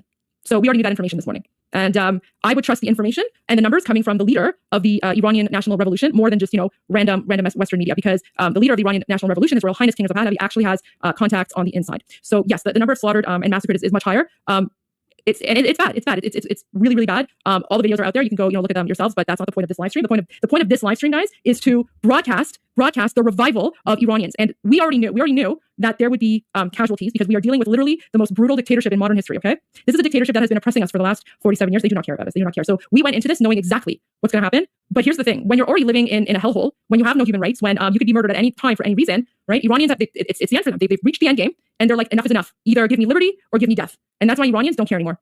So let's go to the interview with His Royal Highness King Reza Pahlavi, the leader of the Iranian National Revolution. And for those of you who don't know, by the way, here's a little bit of interesting input. I have been told on good authority that Maria is actually very, very good friends with President Trump. And I have been told, I don't know if this is true or not, I don't know, but I've also been told that President Trump watches Sunday Morning Futures. So there's probably a pretty good chance that President Trump and his team have seen this interview. All right, let's go. Now, from an undisclosed location is the exiled Crown Prince of Iran, His Royal Highness Reza Pahlavi. Your Highness, thank you so much for being here today. What is your reaction to this conflict? Well, yeah, the first thing I need to say here is that my heart goes out to the victims, civilian victims, both in Iran and in Israel, who are unfortunately casualties of this conflict. But one thing is very clear, and I mentioned that last time we spoke, that this is not the Iranian people's war. It is Ali Khamenei's war, and he's solely and ultimately responsible for having brought this to this stage. What angers me further is that he's using my compatriots as a human shield while he's currently hiding in some underground tunnel like a rat. And we have had reports that senior members and officials have already had their families fleeing the country to foreign destinations, perhaps even including some of his own. For those of you who were watching us yesterday, we actually broke that news because we shared video footage of Islamic regime officials and their families landing in Moscow. So we broke that news as well on Iran Revolution Live. You heard Benjamin Netanyahu say that there are leaders that I also just wanted to point out something. The reason that His Royal Highness Reza Pahlavi looks so solemn is because he already knows this. He's already well aware of the scale of mass casualties, right? So he's well aware. No, this isn't an old interview. This is from today. What are you guys talking about? I'm going to ban you for trolling the chat. Are packing their bags and leaving. Do you believe that this Iranian regime can be toppled? Absolutely. It's just a matter of time. I believe that for 44 years. It's not a matter of if, but a matter of when. But now we have a tremendous opportunity. Last time we spoke, I mentioned that the regime is at its weakest. As of last 3 days, the regime is 10 times weaker than it was 2 weeks ago. So at this stage, I think the Iranian people obviously realize that the playing field has been more equalized for them to give them finally an opportunity to rise and get rid of this regime. Because we always believe that the ultimate solution to the problem is for this regime to no longer be there. Not at the hand of foreign troops or countries, but at the hand of the Iranian people themselves. The Iranian people are the boots on the ground that we need. What they need, however, is solidarity from the free world to once and for all get rid of the problem, help Iranians overcome this regime, and put an end to all the threats that this regime has been the root cause of for 4 decades now in the region and beyond. Do you think the rest of the world, the free world, will heed that call and come to the aid of the Iranian people? What would you like to see? What I'd like to see is for the world to know that the only way you can have less threats for the economic stability of the world, have less casualties of innocent victims here and there, have an end to all these threats, including the nuclear threat, is to eliminate this regime. The sooner they come to this conclusion, the sooner we'll be rid of the problem and we can all breathe a sigh of relief. The Iranian people are willing to do their part. In fact, they've done this so many times with no help whatsoever, but they're willing to risk life and limb in order to finally overcome. Last night, people on the streets were angry, chanting death to the dictator yet again. They know who the enemy is. The regime has been giving them slogans of death to America and death to Israel for the past 4 decades, and Iranians have been responding, they lie to us when they say it's America. Our enemy is right here, meaning the regime. And fortunately, I see that more and more people, public opinion, media, and foreign governments are finally making a clear distinction between the people of Iran and the regime. Oh, wait. And that's key. Oh, wait, you're right. Is this the older? No, this isn't the older one, is it? Oh, you're right. This is the older one. Oh my gosh, my bad. All right, okay, that's fine. So okay, I made a mistake. So this is the older one. This is the older one. So I'll play this anyway because this gives. So I'll play this anyway because this gives you an opportunity to see who he is and all that stuff. But I'm going to find the new one because he had a new one from today as well. That tells you right there that the solution is in front of your eyes. The Iranian people are your solution, not negotiating with a regime that cannot be trusted. Case in point, the latest report of the IAEA. They are not to be trusted. And I've said that so many times already. And you've said also that the Iranian leadership is at its weakest. How would you assess, based on your own knowledge of this, how would you assess the nuclear capabilities to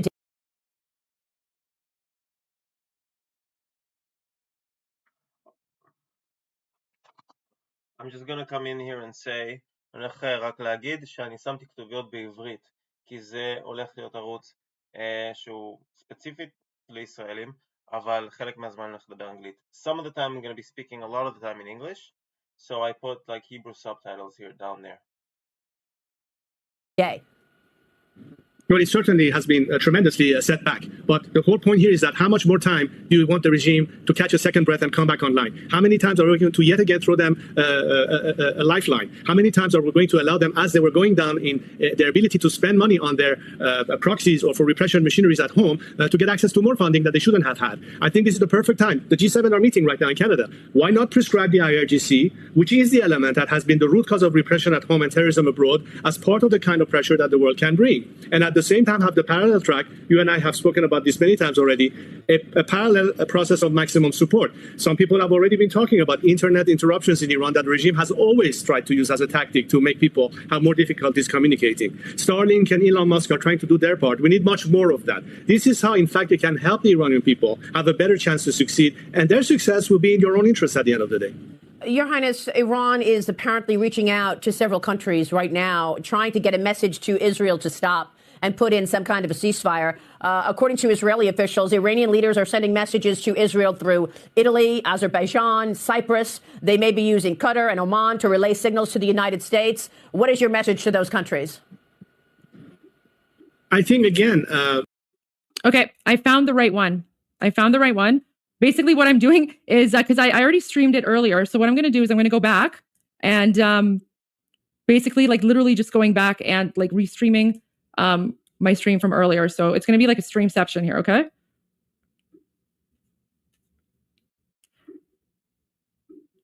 I'm going to mute my mic. So this was his interview earlier that we shared. Violence. It's starting.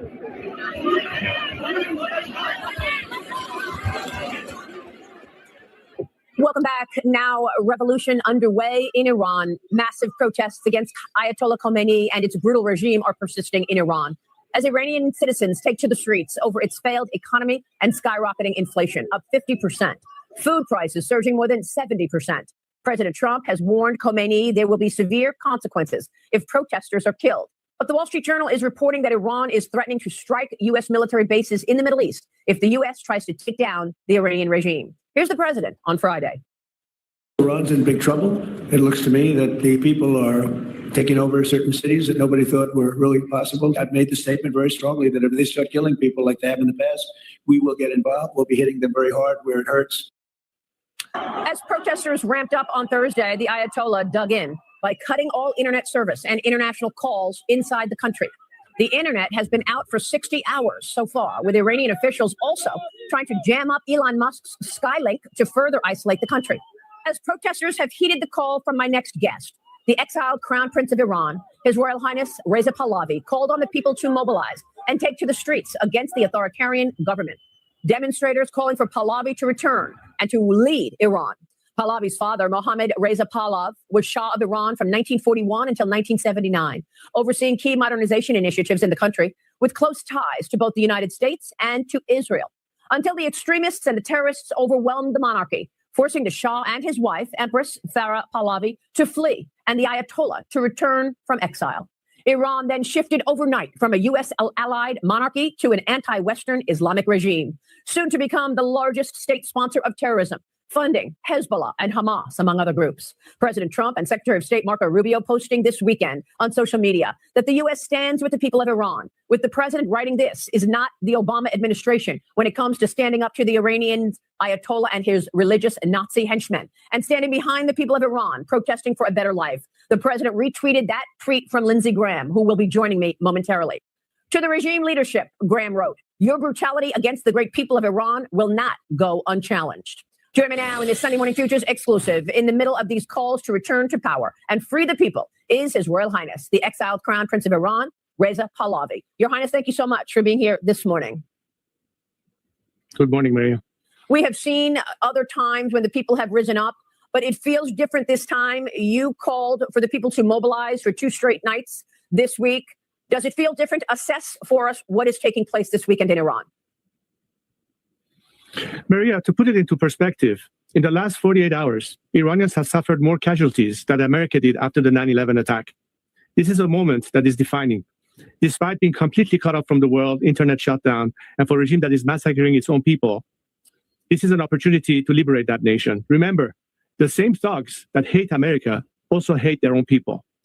And this is an opportunity to help a nation that starves for liberty, that starts to be rejoined with the free world, and to have the same relationship that we had with America before this revolution occurred, to liberate ourselves and come back to the fold and contribute to world peace and stability regionally and beyond.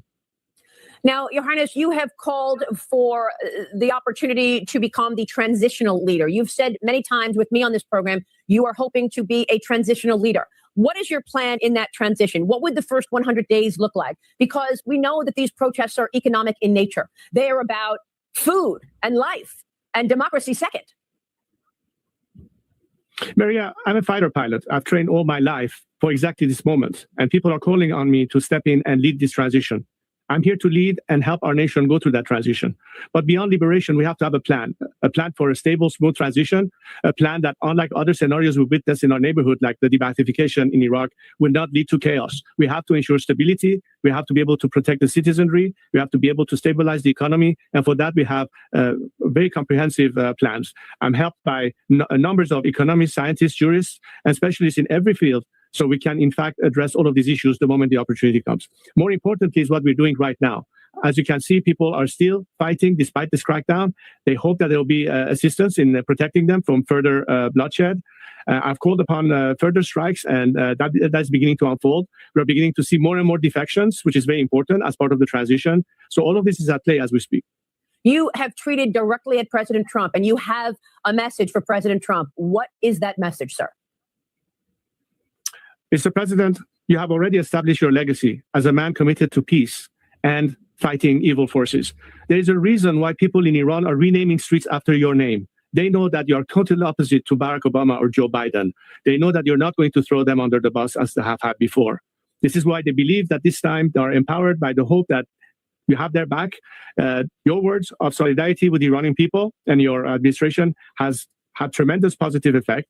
Let's hope that we can permanently seal this legacy by liberating Iran so that we and you can make Iran great again. Let's partner on this and have a better future for our countries and for our people. This is an opportunity that has presented itself. I'm prepared to return to Iran at the first possible opportunity. I'm already planning on that in the transition team. We hope only that the Iranian people this time will be victorious, and they will be, because I know that Iranians are prepared to die for this cause, and so am I. We're doing everything we can, and I think it's not just for us as Iranians, it's for the whole world. Iranians are prepared to sacrifice not just for themselves, but to make sure that all the evil that has been brought by this regime from the time it came to power dissipates, and we can finally breathe in an atmosphere of tranquility, good relationship with our neighbors, with the Israelis, with our Arab neighbors, and the rest of the world. And this will happen because, unlike this regime, this is the commitment of a nation. Are you willing to make the commitment to free and fair elections after the transition? Sir, how long are you expecting a transition to take, and what happens then? The most important process in the democratic process is for the people to have the opportunity to have their representative debate all what needs to be debated in a parliamentary process. My job is to lead this transition, to make sure that no stone is left unturned, that in full transparency, people have an opportunity to elect their leaders freely and to decide their own future. Under international observation, we will know that this will be fair and fair elections. I am committed to that. That has always been my objective. But it is important that we have a good process established so the world understand, and the people of Iran, most importantly, understand exactly this time how we're going to achieve that. Unlike what happened 47 years ago, where nobody really had a clue what it would mean to have what Khomeini planned for Iran. And by the time they woke up to it, it was too late. This time, we cannot afford not to be clear on the alternative. I think the alternative is clear. The people have spoken. They have their trust in me, and I've stepped in at their request to provide them with that process. I'm committed to that, and I will do everything that I can to ensure that we end up with a democratic alternative in Iran. So how long do you expect the transition to take? We have to try to do it as soon as possible. Realistically speaking, it could take a couple of years because a lot of things need to happen and people need to be able to organize themselves, the right structures and everything. So it's a process that shouldn't take longer than that. And it all depends on how successful we are in implementing the immediate short-term needs that will stabilize the country. All of that will have an impact on how quickly we can address that issue and bring the transition period to a minimum amount of time possible. The Trump administration a week ago went into Venezuela and extracted the leader there, Maduro. And do you believe that incident galvanized the people in Iran?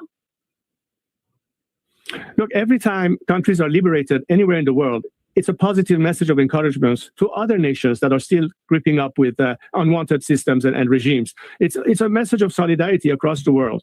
People were empowered when they saw the success of Nelson Mandela in South Africa or the success of Lech Walesa in Poland, and so on and so forth. And in this case, our Venezuelan friends who have the same optic and vision of a tomorrow liberated Iran, because unlike the connection of Caracas, Tehran under these two regimes, they can understand that democratic nations will be the best partners possible. I'm happy for the Venezuelan people. I think the Iranian people get encouraged by that. And that's why I think the commitment to help the Iranian people in their liberation is not just, as I said, for the best interest of the Iranian people, but it is also in the best interest of the world, and particularly the United States of America.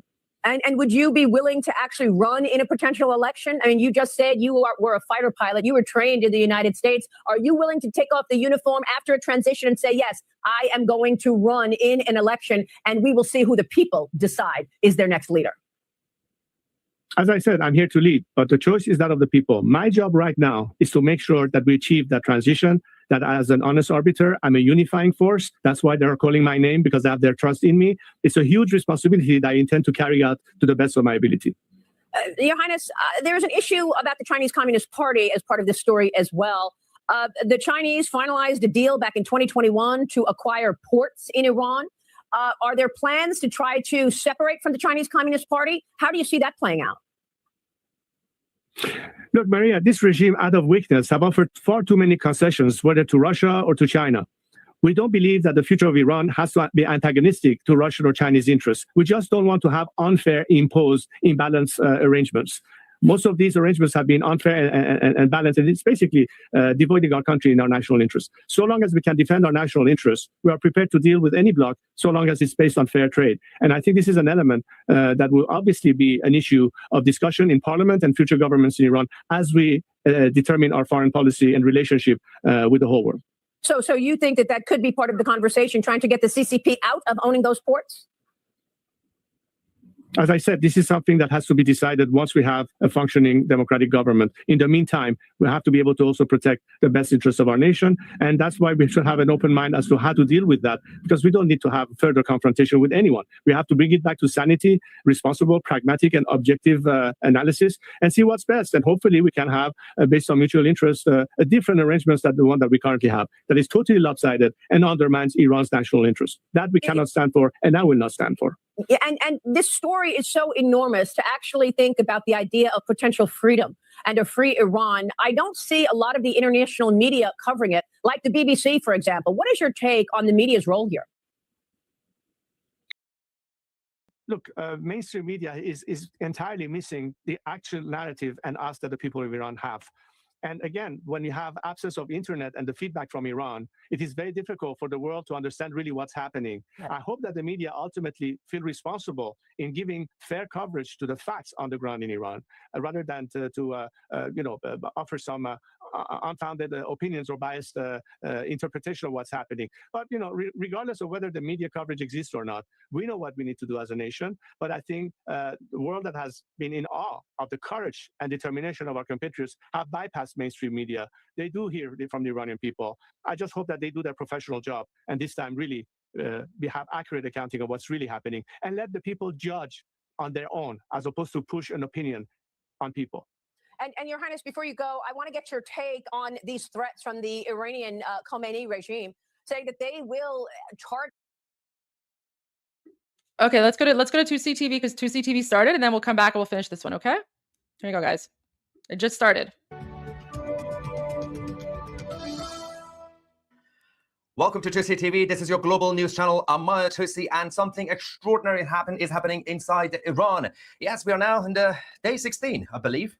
People are still out. They have retaken multiple cities, including most of Tehran, the capital. The IRGC forces, who continue to shoot at innocent civilians, have retreated their forces from a number of towns and cities. And President Donald J. Trump, the White House, confirms that they will be sending support to the Iranian people. We're going to discuss all this in this live report. We have a lot of videos that are coming in now from inside the country. Of course, a big shout out to Elon Musk and Starlink. And of course, we're going to get your reaction live as usual. Let's get on with the show. Let's get on with the report. And of course, the capital. Let's start in Tehran first. It's insane. I cannot believe what I'm seeing right now. More people have now joined. And I'm going to explain why this is happening, by the way, because it's not really just about the fact that they are absolutely angry, they are done, they want to get rid of the regime, obviously. But there are a couple of very important reasons, a couple of very important individuals who have actually helped it. Go to Tehran, look at the crowd. They've retaken their city. Wow.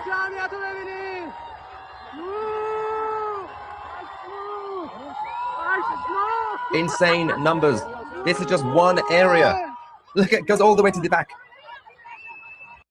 This is crazy stuff happening, of course, in Iran, especially in Tehran, but we are getting footage from Kermanshah, from Mashhad, and a number of other cities as well. The whole country is out. Again, they don't seem to be going home. I don't understand. Now, there is a big thing to discuss, and that goes back to the idea of the fact that, as we reported earlier, over 2,000 people have been killed.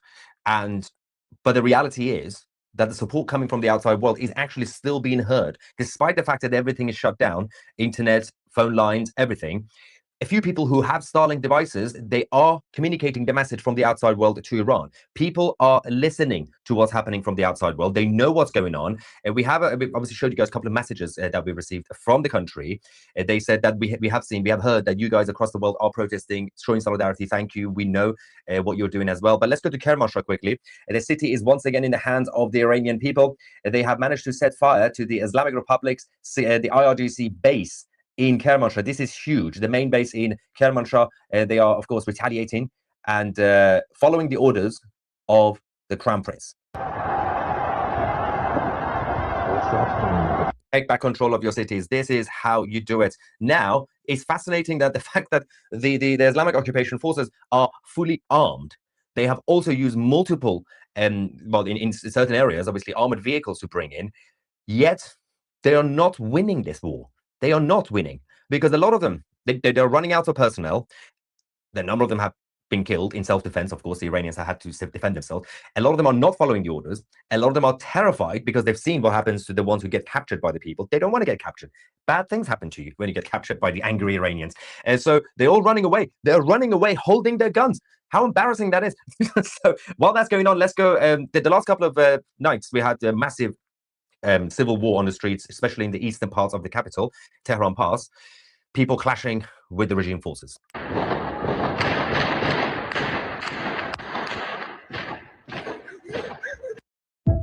Now, we're going to talk about the Americans, of course, and President Trump, the US forces, what they're doing. David says, Javid Shah, Iran+Israel, hi, thank you. Ivan says, these people are amazing. They are insane, but they are amazing. They are crazy people. Thank you for your dedication, and thank you very much for the support. So, Tehran has been retaken. The chants of long live the king can be heard.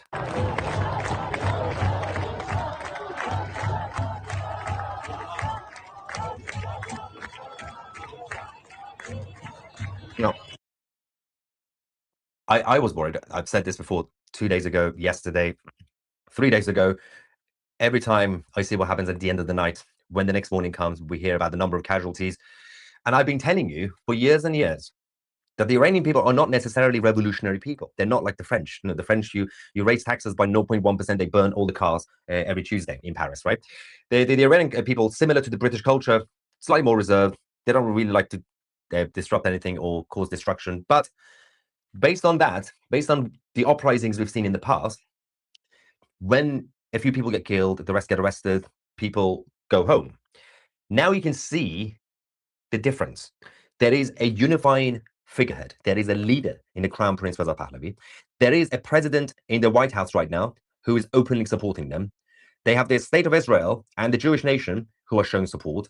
They are finally confident, and of course, they are sick and tired of the regime. It's done because there's no point in compromising. There's no point in going back home, saying, well, we tried, we're still not happy, but what are we going to do? Let's go back to work. There is no work. There is no money. There is no water. There is no electricity. There are no banks. Cash machines, ATMs have been disabled, as I've told you. So the Israeli Defense Forces are also doing their job. There has been massive activities at the IRGC Hezbollah bases in Lebanon. And earlier tonight, as actually still ongoing, the Israeli Defense Forces, the IDF, have hit the IRGC Hezbollah bases in the southern parts of the country. Well done, IDF. Hit them from all corners. All proxies gone. Oopsie. Another one bites the dust.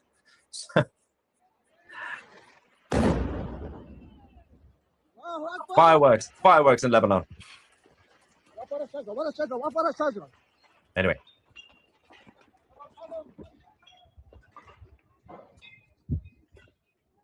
Crazy stuff happening. So, let's talk about the Americans. The United States and the president are now going to be assisting the Iranians on the streets who are fighting every day, every night against the Islamic occupation forces. And the details, of course, over the last couple of days, they have been having discussions. Of course, we told you guys about the initial military discussions yesterday. But the quote, the statement is that President Trump has decided to help the Iranians.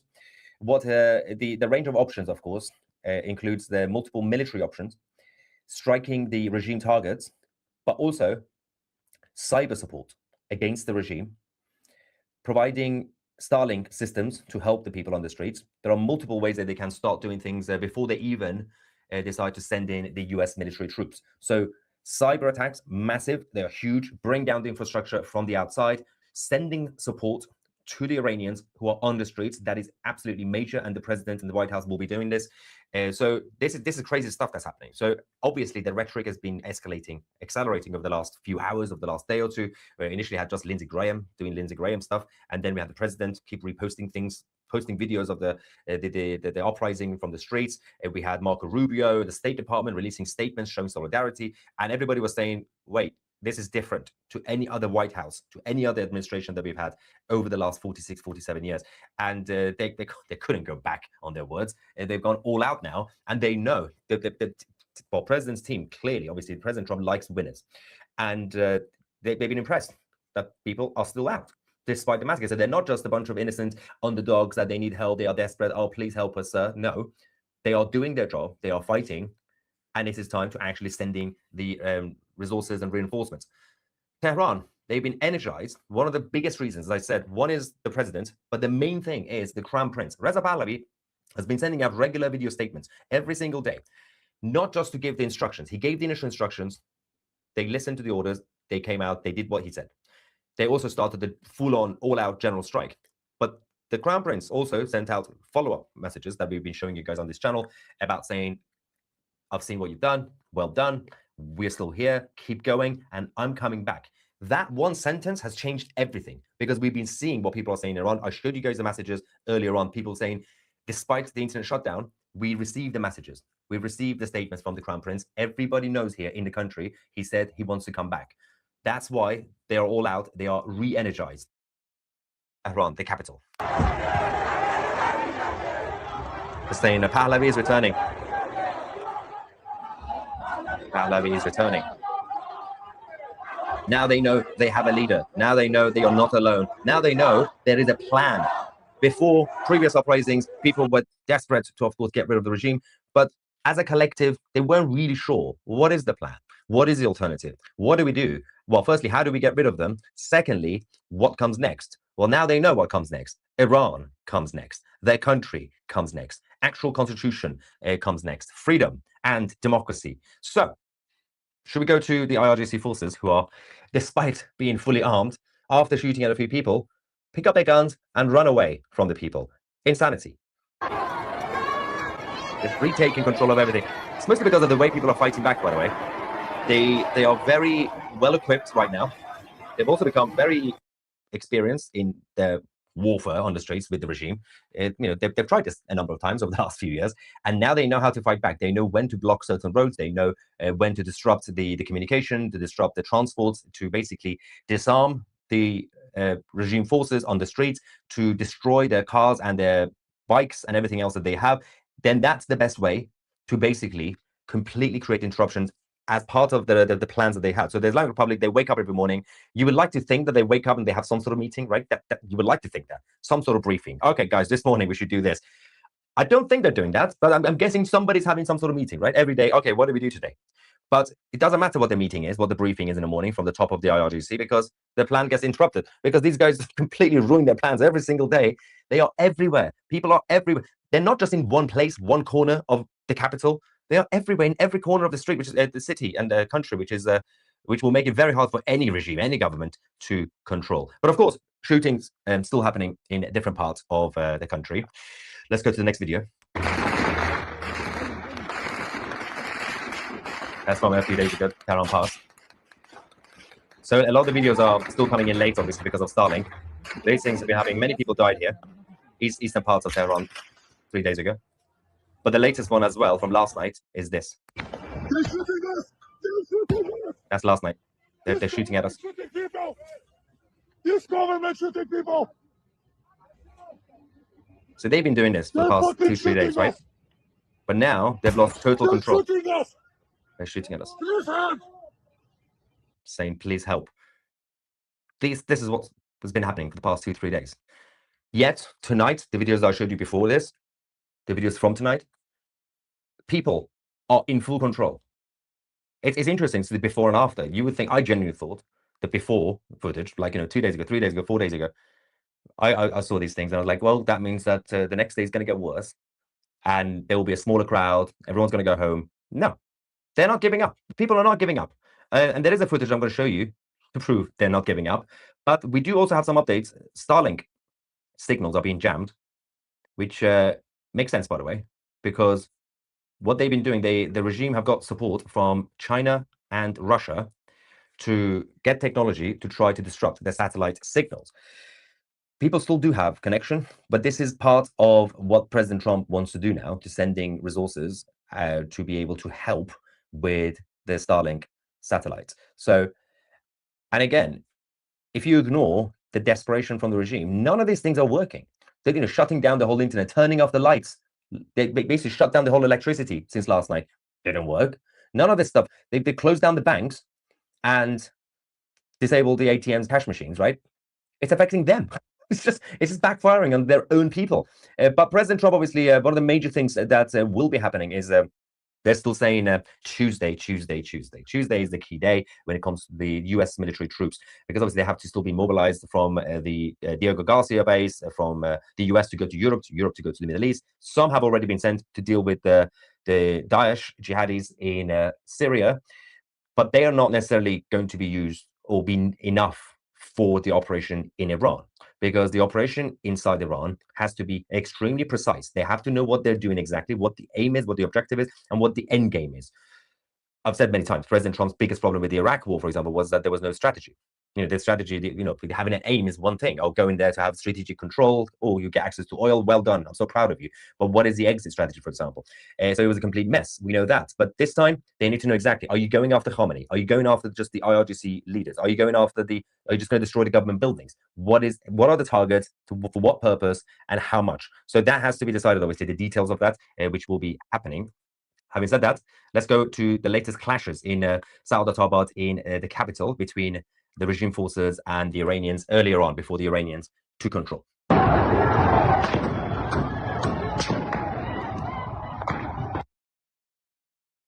Now, as you can see, I am extremely dehydrated today. It's been a long day of talking non-stop, but we will continue our work. Obviously I take credit, but it's actually big thanks to our team at 2CTV that make my life slightly easier while I get everything ready for the live stream. So big shout out to the 2CTV team behind the scenes. Let's talk about one of the messages that we received. This is extremely boring. Despite the good news, unfortunately, there's also bad news. What I'm about to tell you is not a surprise to many Iranians who understand the regime. It's not a surprise about the satellite dishes. I'm going to talk about satellite dishes, but also the Starlink devices. Many Iranians watching this know what the regime have been doing for the past 46, 47 years, especially 10 years ago, 20 years ago, when they used to raid people's homes to find out whether you have a satellite dish, because you might have access to foreign TV channels, international TV channels. Even if you have access to, for example, Turkish channels, just to watch TV, because obviously you're not allowed to, they would take you to prison. You're not allowed to watch foreign TV in Iran, right? But they are doing it again, but on a whole new level. This is a message we received. The Islamic Republic are now raiding people's homes and seizing satellite equipment and cutting off access to satellite TV and Starlink and everything else. The message says they have stormed the alleys and homes to take the satellite dishes. They are confiscating them. It's happening in more than 10 areas right now. Bastards. Punak, Payambar Streets, Sadeghieh, Saudat, Vanak. They are poured into the alleys on the streets. They are going up on the rooftops and throwing down satellite dishes and confiscating them. They want to cut off the only way people can communicate with you. They are looking for satellite dishes and Starlink. They hit one of our Starlinks and took its owner as well, because they're sharing the internet connection with each other, the neighbors. Please spread the word. We're not supposed to be afraid. We are not afraid. And the killing has been unbelievably heavy, but they still continue the fight. This is coming directly from Iran. Now, meanwhile, the Islamic Republic, the interesting move is that every evidence that we have so far, every video, is that the regime, the actual thugs, they are not confidently on the streets in the middle forming a line like soldiers, like an army. They are hiding. They are either on rooftops with snipers or from inside buildings through windows, or they stand in alleyways in the dark because they've turned off all the electricity, most of it, obviously, depending on where. And then they try to trap you. If you are on your own, or if you're in a small group of 2 or 3 people, you will be in massive trouble. If you're a huge crowd, these guys are cowards. They are hiding in corners. I'm going to show you this video. They managed to find a small group, and they are a small group as well. There are probably about 10 or 20 of them in every part. But because they have bikes and they have guns and everything else, they managed to arrest or kidnap people. You can see with their bikes, they stand in the corner in one of the side roads. They wait for the perfect opportunity to kidnap people.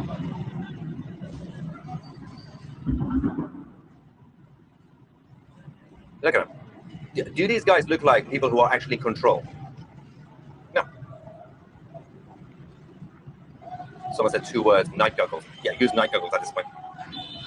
They're going. They're not even like directly confronting the big crowd. They don't want to get too close because they are terrified to get close to the big crowd. They wait for a couple of them to get close.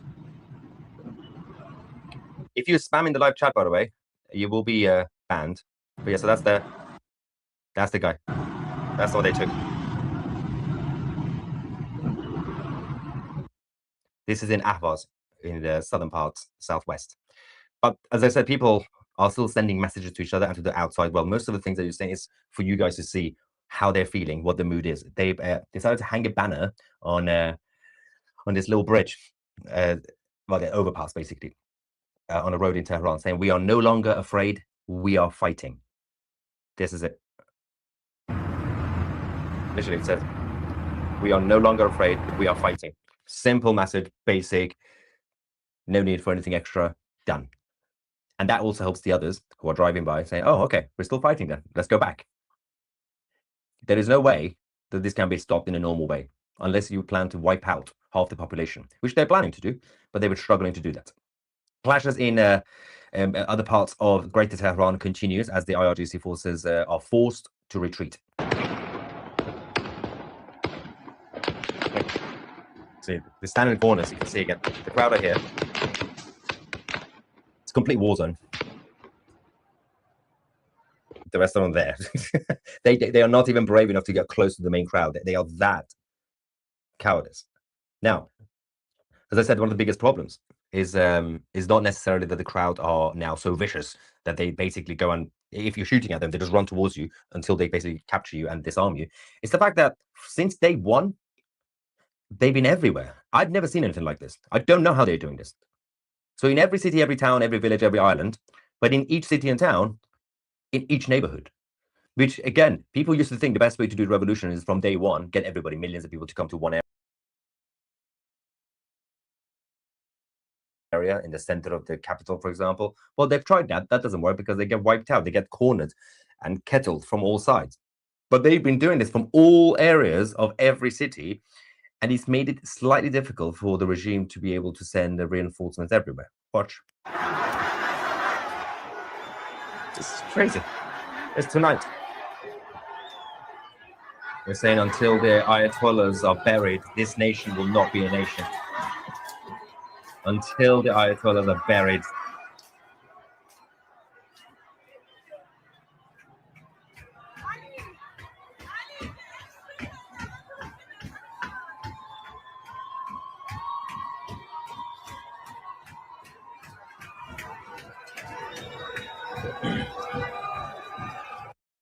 Crazy, right? Now. Hi guys. So just quickly, for those of you who are new to the live stream, So the way that we've been kind of doing this for the last 2 weeks is that whenever 2C does his live stream, Armin and I take a break.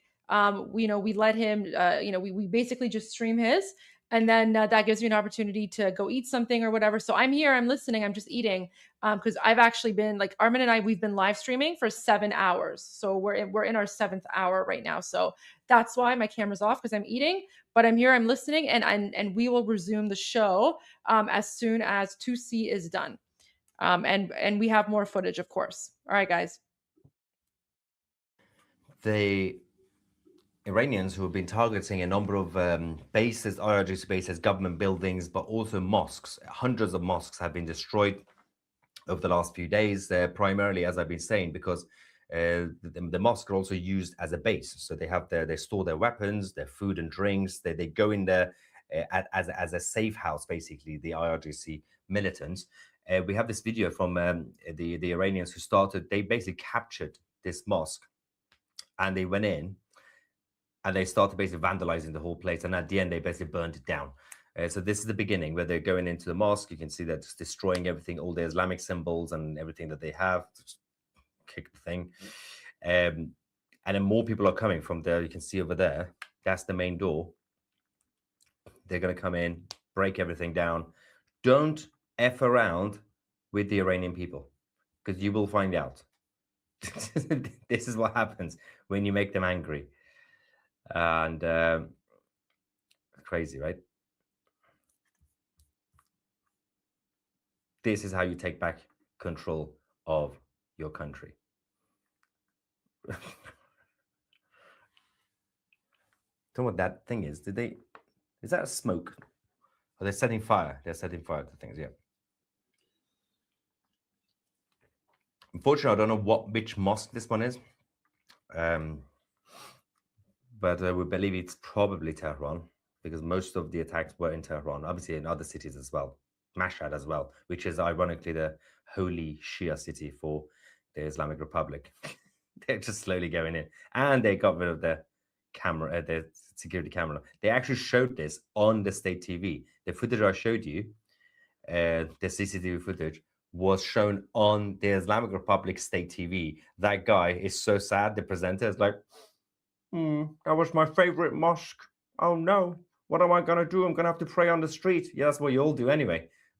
You have mosques and then you just pray on the streets for no reason. Go into the mosque. What's the point of having a mosque if you're not going to use it?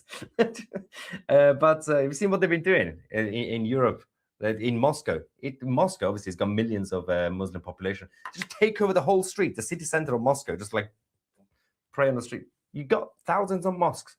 Anyway, Central London and also across Canada, we're going to talk about both Canada and the UK. By the way, not to disrespect all the others, because basically there have been mass protests in solidarity with the Iranians in almost every capital city and major city in the West. But the footage that we now have is from London and also Canada. So we've had gatherings in Vancouver, in Toronto, somewhere else, and London. And London, things kicked off very quickly. For those who are familiar with London, you got the Parliament Square, where the House of Parliament is. You got Whitehall. It's a long road, massive road, goes all the way to Trafalgar Square, right? Usually that gets packed when a huge group of people come in to do a massive protest, right? We've had some protests in London before in solidarity with the Iranian people. Usually, there's a few hundred people, but then a couple of thousand people. Tonight in London, ladies and gentlemen, the whole of Whitehall was packed. Big shout out to Emma Donwell, who was there to report. Wait for it. So this is the front of it. This is Trafalgar Square. To the right, that's Whitehall is coming. Massive crowd, guys. So just to give you a little sense of the numbers, the protest starts around there. And all of Whitehall is covered from what I can see. I mean, I don't have my glasses on, so I can't see very far, but let's zoom in. That's Parliament at the end. Big Ben, Elizabeth Tower. Look at all those people. We got the Iranian flags, Union flags, British flags, and the Israeli flags. Where we saw a picture Police of a couple have absolutely no idea how to cope with this. Love that. A couple of American flags, of course, but then things escalated outside the embassy again. Do you remember yesterday? Was it yesterday? Yeah. When outside the Islamic Republic embassy, one of the Iranians went through the Metropolitan Police, because the London Metropolitan Police officers, they're not necessarily fit. They all go to McDonald's every day and they can't run. They couldn't catch the guy. He went into the Islamic Republic territory, literally. Went to the embassy, went on the balcony, the infamous balcony, brought down the Islamic Republic flag, put on the lion and sun flag. Obviously, afterwards, the Islamic embassy replaced the flag. Well, guess what? Tonight, it happened again.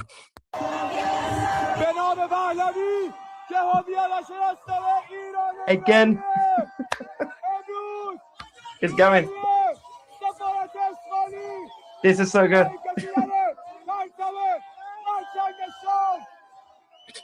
He's got the flag. He's got the flag. Bring it down. This is so funny. Long live the king. Okay, now, is he going to be able to actually remove the flag? Is he burning it? He's not burning it, is it? That will be a big crime. King Reza Pahlavi.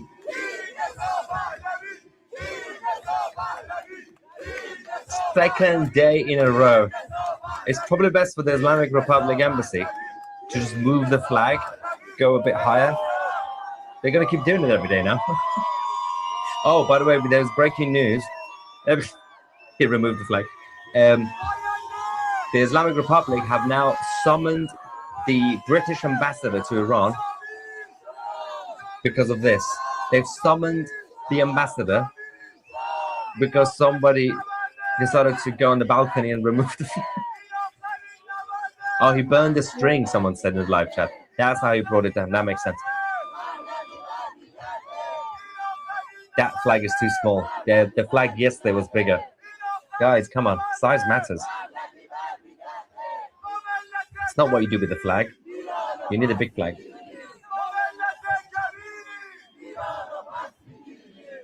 Why is he putting the flag up again? It's trying to put the thing on the on the pole. It's so funny.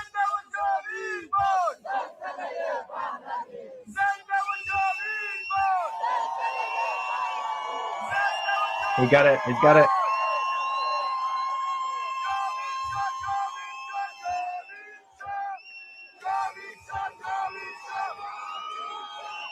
Amazing stuff.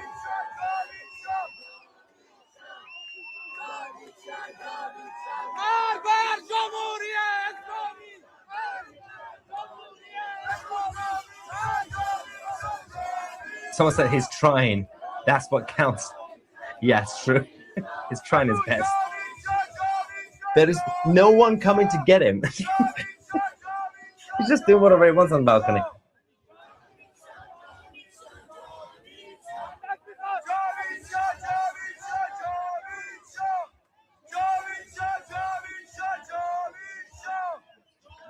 Amazing.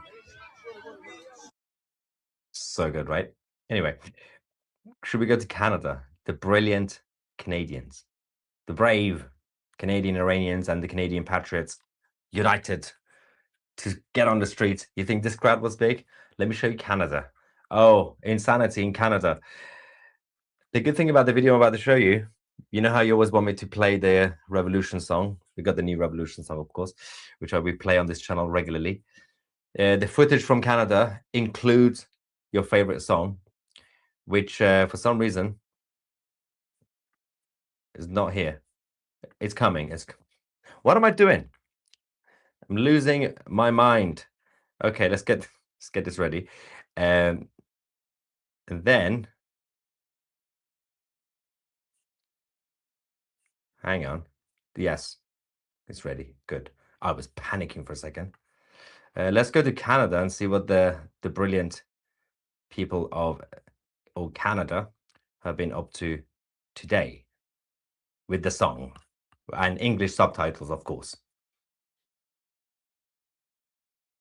برگشتن پهلوی وحشت هر اجنبی بلند بگو هم شهری شاه رضا پهلوی نظام رسیده پرتگاه بلند بگو جاوید شاه برگشت شاه به میهن دوای درد وطن این آخرین نبرده پهلوی برمیگرده داره میاد پهلوی زجه بزن صدالی راه نجات وطن پهلوی هموطن ایران میشه گلستان شاه که بیاد به ایران ایران که شاه نداره حساب کتاب نداره آخون باید گم بشه توتان فش بشه گم شو بیرون اجنبی داره میاد پهلوی فریاد بزن جاوید شاه شاه هر وطن برگشتن Oh, it's coming back. وحشت We're going to put the other one on because we have to also motivate people with Starlink devices from Iran who are watching. Let's go to the one with the lyrics. This is the final battle. Pahlavi is returning.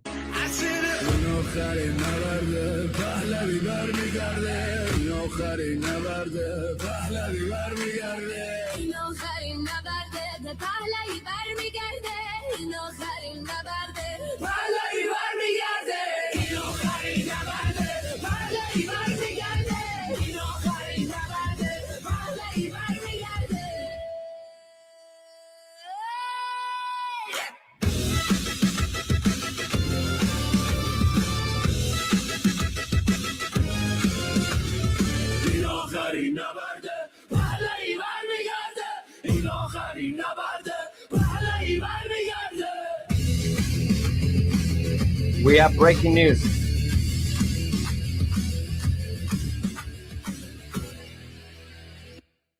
We have some breaking news from the US military, ladies and gentlemen.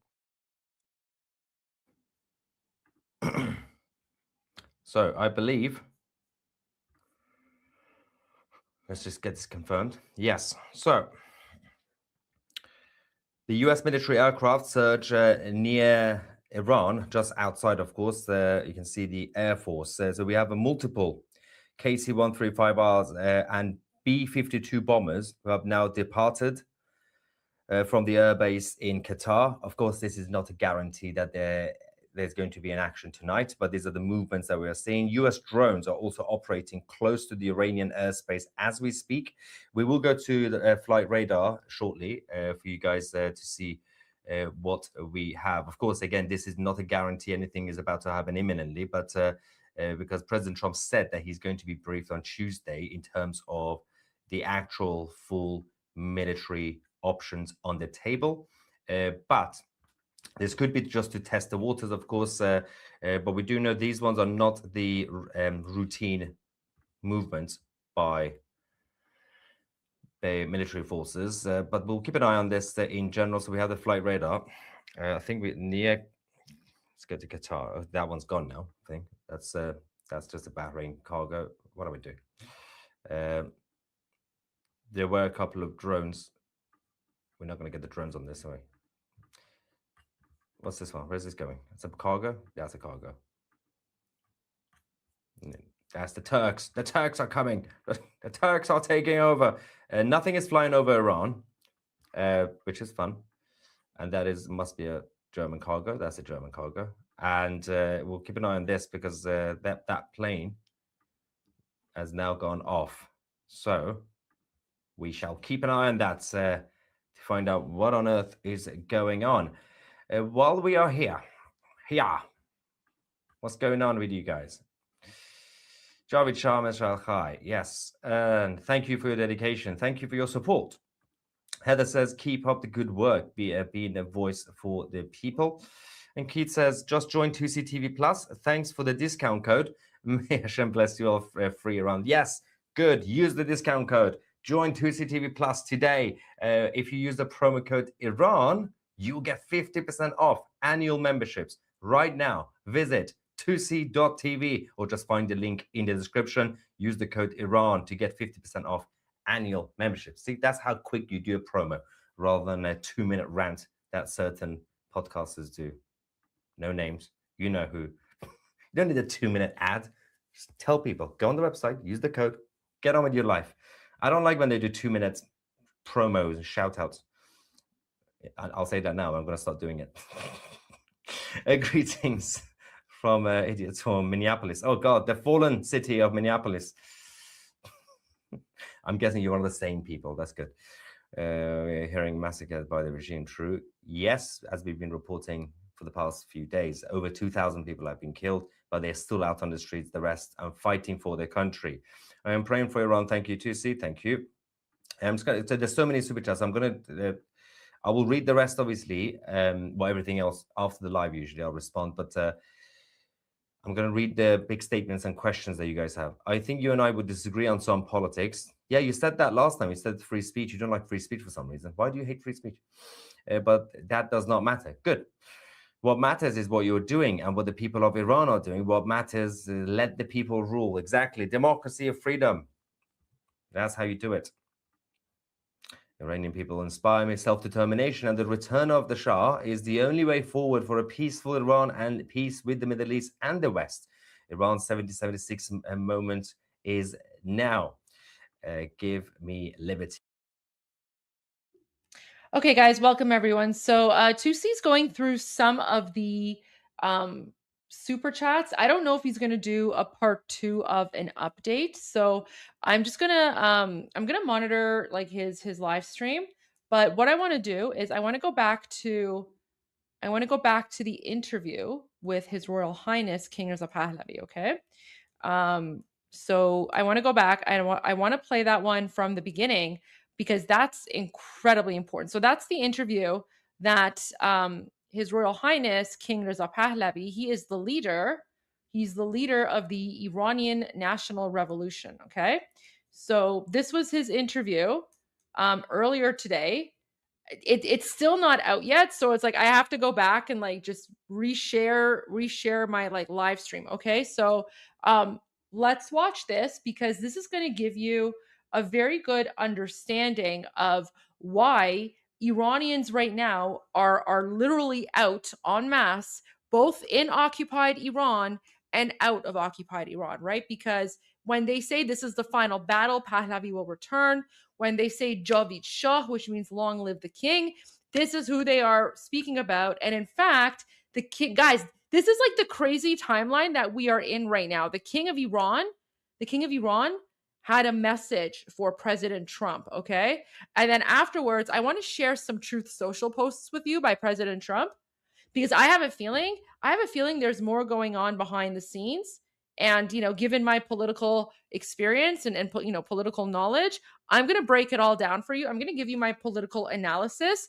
And for those of you who have been with me all day, at 2:30, I did say that I have a feeling based on President Trump's behavior, something's going to happen tonight. So let's see if my prediction was, I could be wrong. I don't know. I could very well be wrong, but I have a feeling that something's going to happen sooner rather than later. So let's go to this interview and I will be back.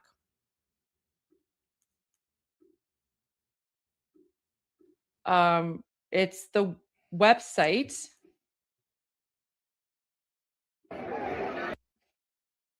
Here as well. So it's the web. Sorry, guys. Calls inside the country. The internet has been out for 60 hours so far, with Iranian officials also trying to jam up Elon Musk's Skylink to further isolate the country. As protesters have heeded the call from my next guest, the exiled Crown Prince of Iran, His Royal Highness Reza Pahlavi, called on the people to mobilize and take to the streets against the authoritarian government. Demonstrators calling for Pahlavi to return and to lead Iran. Pahlavi's father, Mohammad Reza Pahlavi, was Shah of Iran from 1941 until 1979, overseeing key modernization initiatives in the country with close ties to both the United States and to Israel, until the extremists and the terrorists overwhelmed the monarchy, forcing the Shah and his wife, Empress Farah Pahlavi, to flee and the Ayatollah to return from exile. Iran then shifted overnight from a U.S. allied monarchy to an anti-Western Islamic regime. soon to become the largest state sponsor of terrorism, funding Hezbollah and Hamas, among other groups. President Trump and Secretary of State Marco Rubio posting this weekend on social media that the U.S. stands with the people of Iran, with the president writing this is not the Obama administration when it comes to standing up to the Iranian Ayatollah and his religious Nazi henchmen, and standing behind the people of Iran protesting for a better life. The president retweeted that tweet from Lindsey Graham, who will be joining me momentarily. To the regime leadership, Graham wrote, your brutality against the great people of Iran will not go unchallenged. Join me now in this Sunday Morning Futures exclusive. In the middle of these calls to return to power and free the people is His Royal Highness, the exiled Crown Prince of Iran, Reza Pahlavi. Your Highness, thank you so much for being here this morning. Good morning, Maria. We have seen other times when the people have risen up, but it feels different this time. You called for the people to mobilize for 2 straight nights this week. Does it feel different? Assess for us what is taking place this weekend in Iran. Maria, to put it into perspective, in the last 48 hours, Iranians have suffered more casualties than America did after the 9/11 attack. This is a moment that is defining. Despite being completely cut off from the world, internet shut down, and for a regime that is massacring its own people, this is an opportunity to liberate that nation. Remember, the same thugs that hate America also hate their own people. And this is an opportunity to help a nation that starves for liberty, that starts to be rejoined with the free world, and to have the same relationship that we had with America before this revolution occurred, to liberate ourselves and come back to the fold and contribute to world peace and stability regionally and beyond. Now, Your Highness, you have called for the opportunity to become the transitional leader. You've said many times with me on this program, you are hoping to be a transitional leader. What is your plan in that transition? What would the first 100 days look like? Because we know that these protests are economic in nature. They are about food and life and democracy second. Maria, I'm a fighter pilot. I've trained all my life for exactly this moment, and people are calling on me to step in and lead this transition. I'm here to lead and help our nation go through that transition. But beyond liberation, we have to have a plan for a stable, smooth transition, a plan that, unlike other scenarios we witnessed in our neighborhood, like the de-Baathification in Iraq, will not lead to chaos. We have to ensure stability. We have to be able to protect the citizenry. We have to be able to stabilize the economy. And for that, we have very comprehensive plans. I'm helped by numbers of economists, scientists, jurists, and specialists in every field, so we can, in fact, address all of these issues the moment the opportunity comes. More importantly is what we're doing right now. As you can see, people are still fighting despite this crackdown. They hope that there will be assistance in protecting them from further bloodshed. I've called upon further strikes, and that's beginning to unfold. We're beginning to see more and more defections, which is very important as part of the transition. So all of this is at play as we speak. You have tweeted directly at President Trump, and you have a message for President Trump. What is that message, sir? Mr. President, you have already established your legacy as a man committed to peace and fighting evil forces. There is a reason why people in Iran are renaming streets after your name. They know that you are totally opposite to Barack Obama or Joe Biden. They know that you're not going to throw them under the bus as they have had before. This is why they believe that this time they are empowered by the hope that you have their back. Your words of solidarity with the Iranian people and your administration has had tremendous positive effect. Let's hope that we can permanently seal this legacy by liberating Iran so that we and you can make Iran great again. Let's partner on this and have a better future for our countries and for our people. This is an opportunity that has presented itself. I'm prepared to return to Iran at the first possible opportunity. I'm already planning on that and the transition team. We hope only that the Iranian people this time will be victorious, and they will be, because I know that Iranians are prepared to die for this cause, and so am I. We're doing everything we can. And I think it's not just for us as Iranians, it's for the whole world. Iranians are prepared to sacrifice not just for themselves, but to make sure that all the evil that has been brought by this regime from the time it came to power dissipates, and we can finally breathe in an atmosphere of tranquility, good relationship with our neighbors, with the Israelis, with our Arab neighbors, and the rest of the world. And this will happen because, unlike this regime, this is the commitment of a nation. Are you willing to make the commitment to free and fair elections after the transition, sir? How long are you expecting a transition to take, and what happens then? The most important process in the democratic process is for the people to have the opportunity to have their representative debate all what needs to be debated in a parliamentary process. My job is to lead this transition, to make sure that no stone is left unturned, that in full transparency, people have an opportunity to elect their leaders freely and to decide their own future. Under international observation, we will know that this will be fair and fair elections. I am committed to that. That has always been my objective. But it is important that we have a good process established so the world understand, and the people of Iran, most importantly, understand exactly this time how we're going to achieve that.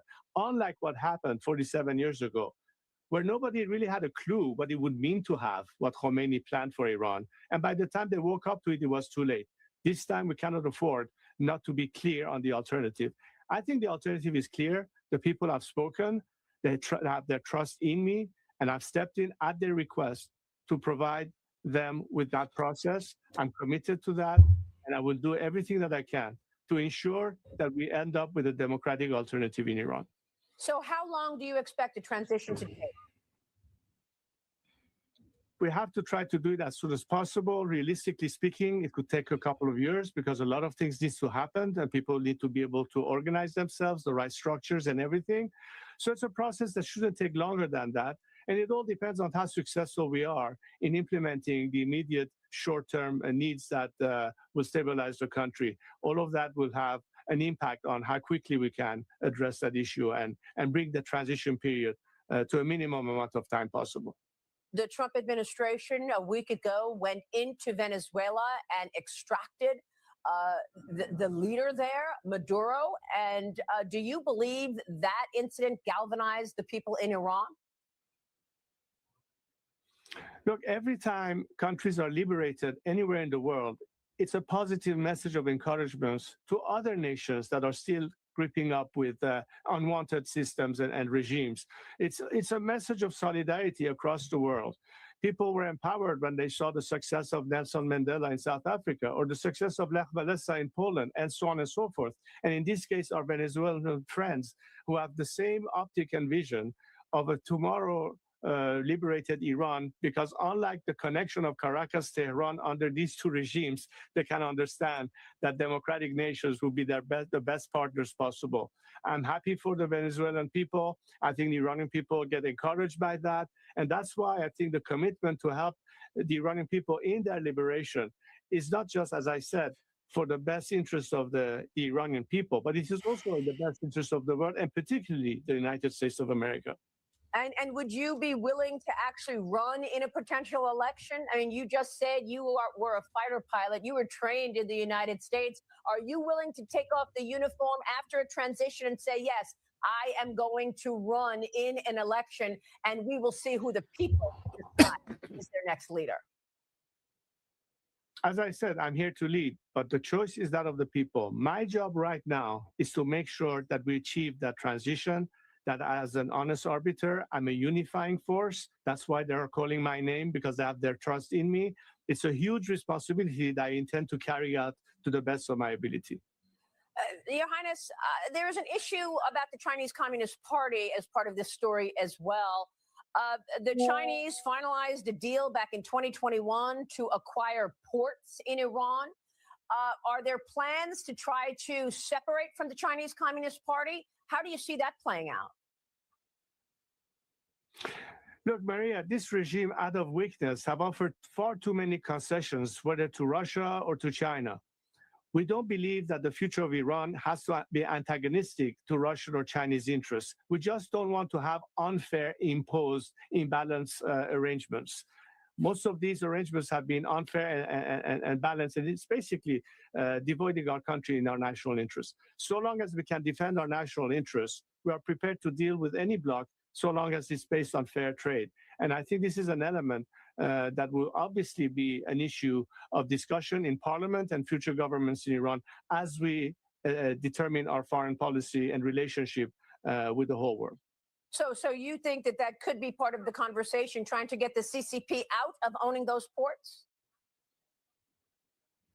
As I said, this is something that has to be decided once we have a functioning democratic government. In the meantime, we have to be able to also protect the best interests of our nation.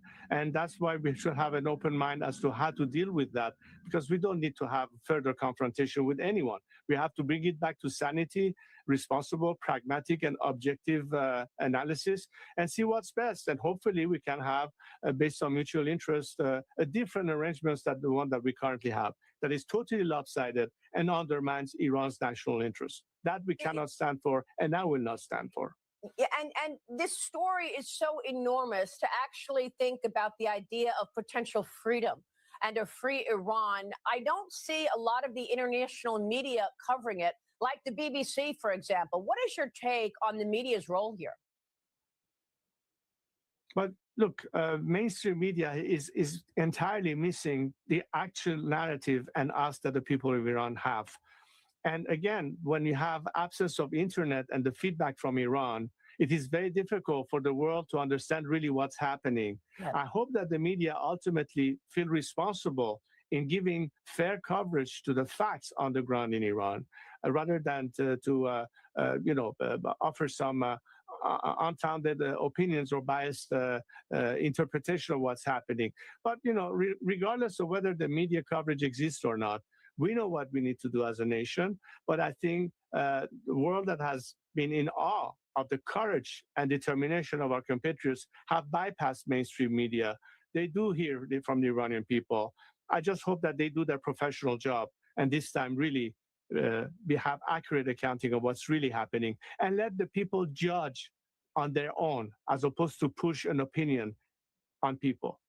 And Your Highness, before you go, I want to get your take on these threats from the Iranian Khomeini regime, saying that they will target U.S. military bases in the Middle East should the Trump administration get involved here. Are you expecting the administration, do you want to see the administration go into Iran and take out Khomeini? And what about the threats that they will hit back at our military installations in the Middle East? Look, the people of Iran have responded and reacted positively to a promise of intervention by the president and his administration, that if the regime turns their gun and continue massacring its own people, that will not remain unanswered. That's the ask on the ground. We need to make sure that this time the Iranian people are successful. That kind of assistance will go a long way in letting the Iranian people prevail in this war that we have against this regime. And we need to cut the snake's head off for good, so it can no longer be a threat to Iranian interest, to American interest, to regional interest. And the only solution is to make sure that this regime goes down for good and the Iranian people can liberate themselves, because they are contrary to this regime that is a sworn enemy of America.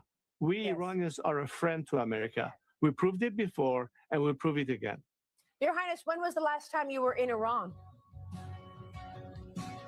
It was July of 1978.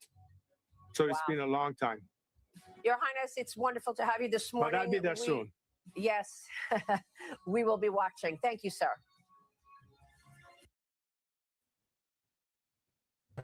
غرق انقلاب است.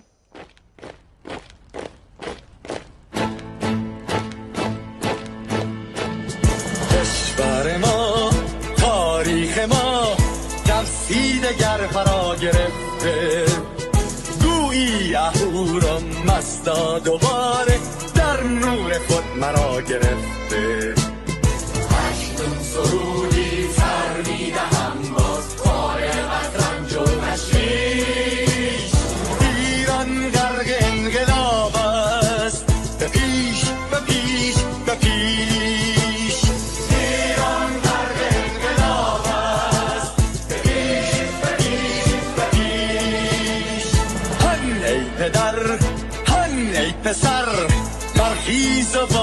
خوش و هنگام تا درد آن تجربه تلخ ما را نکشیده در آب.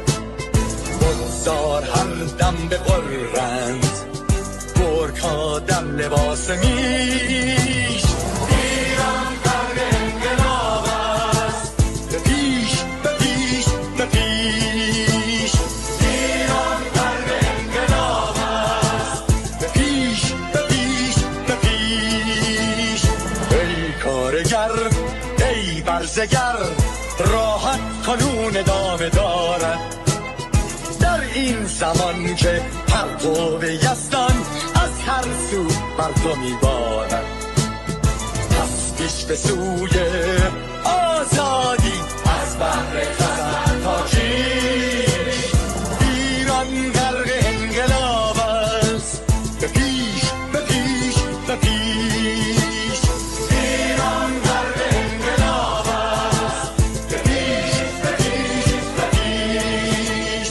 خلق‌ها به پا بهر دفاع از استقلال و آزادی تا بشکنیم پشت ارتجاع تیریزی ویران آبادی. تا زنده سازیم سنت‌های می از بر آیین و کیش. ایران غرق انقلاب است، به پیش به پیش به پیش. ایران غرق انقلاب است، به پیش به پیش به پیش. با امید روزی که تمام این دلبشو و انقلاب تموم بشه و ما در روشنایی، نور و سعادت مردم کشورمون غرق بشیم. نه خارجی نه بیگانه نه مستشارهای ویرانی، نه چیر خاران نه کاسلیسان، فقط هم رزمان ایرانی. تا با شرافت میهنی بسازی بهر فرزندان خویش. ایران غرق انقلاب است، به پیش به پیش به پیش. ایران غرق انقلاب است، به پیش به پیش به پیش. مردان بیایید داخل صف ما اکنون که آغاز رویاست. دشمنان بدانید ما زنده هستیم، بعد از ما هم ایران پابرجاست. آن روح شیطان ما را فریب داد با صد شعار مردمیش. ایران غرق انقلاب است، به پیش به پیش به پیش. ایران غرق انقلاب است، به پیش به پیش به پیش.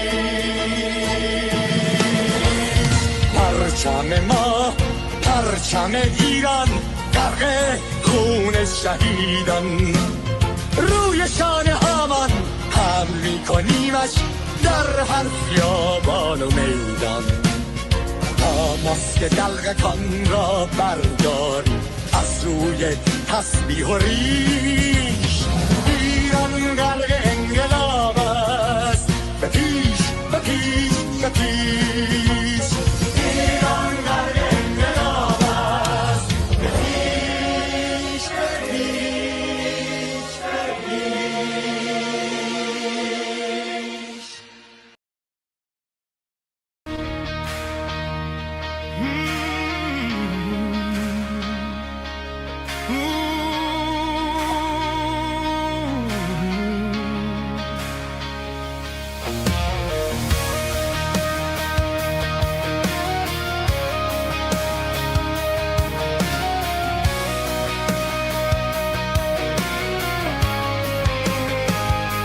Streets are burning, voices rise, peaceful hands beneath the skies.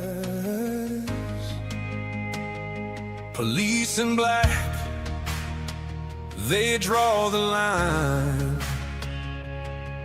Basic GIRGC crossing every sign. They shoot at us, no shame, no fear. 11 souls have gone this year. We march with hope, we stand as one. Oppression ends, the fight's not done. Act, Mr. Trump, a genius, bold and strong.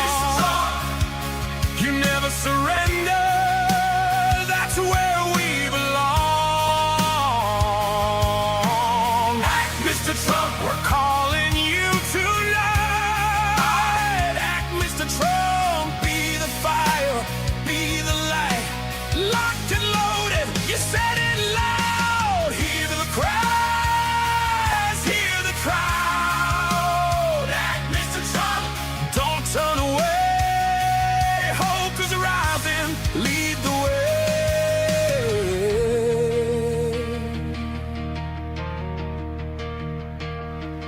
We don't ask for war or change, just freedom breaking. They beat us down, they steal our breath. Khamenei regime survives on fear and death. The world is watching, time is now. History waits for your vow. From Tehran streets to every land, we reach for the steady hand. Don't let Democrats rewrite you out. Don't let them say trap always chickens out. Act, Mr. Trump, a genius, bold and strong. You never surrender, that's where we belong. Act, Mr. Trump, we're calling you tonight. Act, Mr. Trump, be the fire, be the light. Lock the loader, set it loud. Hear the cries, hear the crowd. Act, Mr. Trump, lead us to God bless the USA. We believe in you. Meet the crown prince, hear his name. Where's the Pahlavi, our hope and flame? He is hope, democracy's door. Stability in Middle East, we're longing for. The people shout from young to old.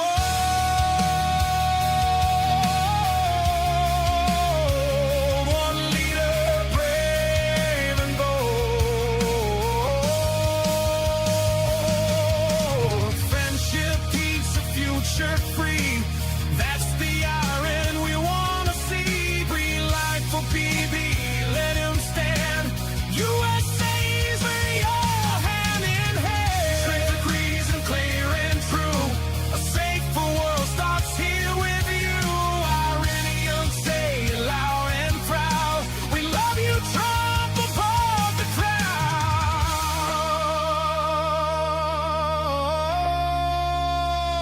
A genius mind,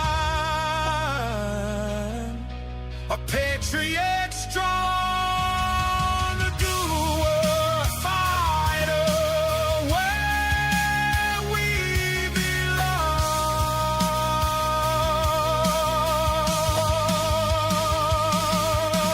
Act, Mr. Trump, history calls your name.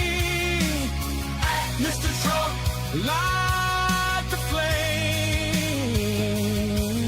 From broken streets to freedom strong, a new dawn comes when red, Mr. Trump.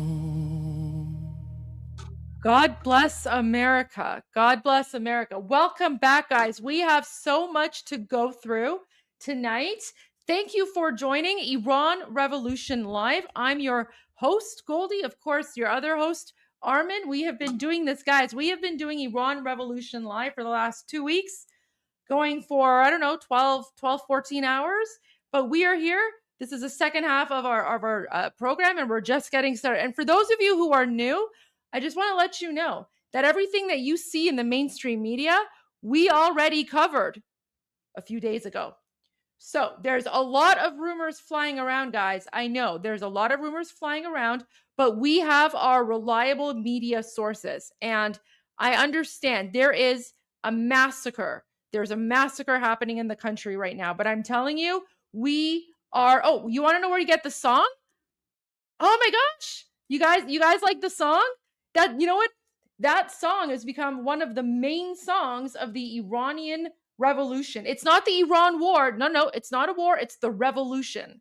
I don't know why the mainstream media is calling it the protests. But then again, you know what? The mainstream media, they actually took the side of the communists and Islamists back in 1979. So maybe that's why. Maybe that's why they don't want to speak about it, right? So sure, guys, I will show you exactly. You know what? If you just go to YouTube and then just, type in Act Mr. Trump song and you'll see it. It's literally called the Act Mr. Trump song.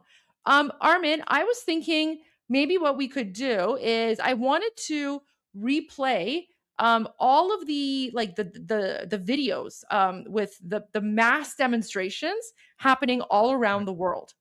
And I could put the music on like I did before, and then we can just show every single mass demonstration.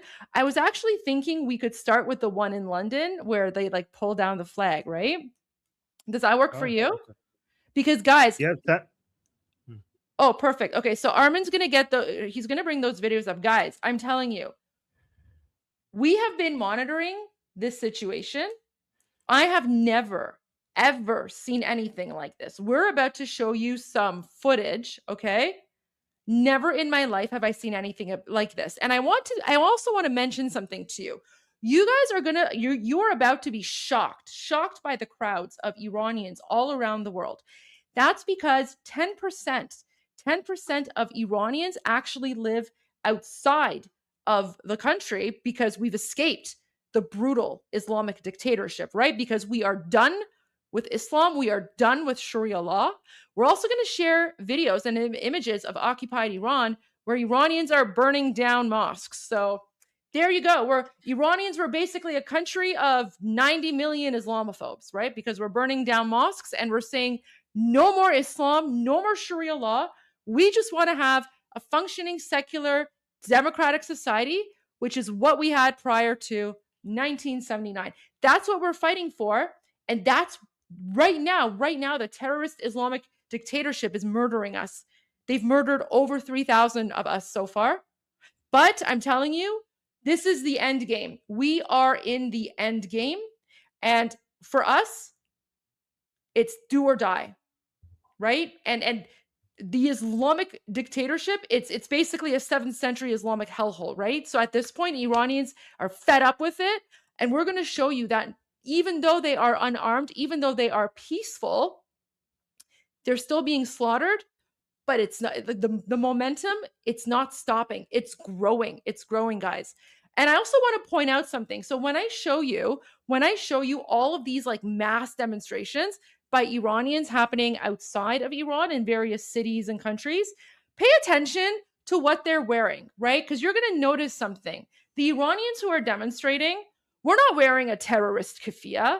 We're not yelling Allahu Akbar. We're not jihadis. We're not Islamists. We're normal, regular people, right? So keep in mind. And then also you're going to see all of our protests and demonstrations pretty much peaceful, except for the guy who scales the British embassy and changes the flag. But that one's actually really interesting. Guys, I actually have a really cool story about that. So there is a connection between that guy who scales the British embassy and, changes the flag and puts the Iran flag up. There's actually a very interesting link between that event and President Trump. I explained it yesterday, but stick around because I'm going to explain that again afterwards. All right, Armin, are you ready to go? Yes, I am. And also, perfect. Whenever you're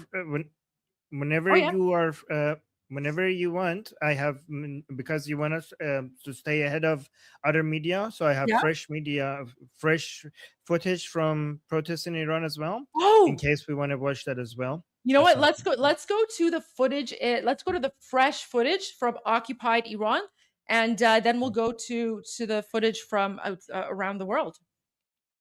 What do you have for us, Armin? So let me actually bring my screen up. Here, let's bring this up. And guys, don't forget to like and subscribe and share the channel. Help us grow. All right, so I have a lot of videos from Sohail, but I have to give credit where credit is due. This one I got from Tommy Robinson. Tommy Robinson just posted this, and apparently this is the moment where they go inside and burn the mosque. Yes. So, yeah, let's watch this.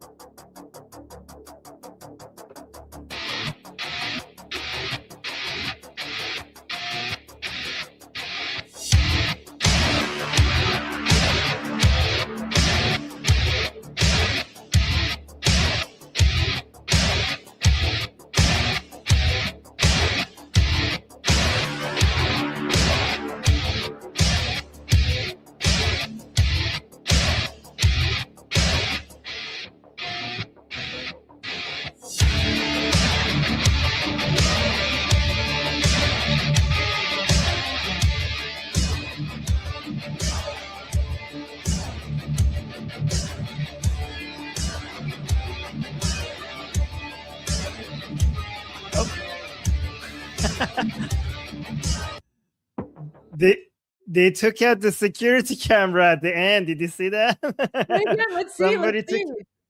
So at the end, you can see somebody is poking the security camera. This guy here. Yeah. So here, this guy over here picked this pole. He's looking for security cameras. This guy. Here. Oh, coming for it.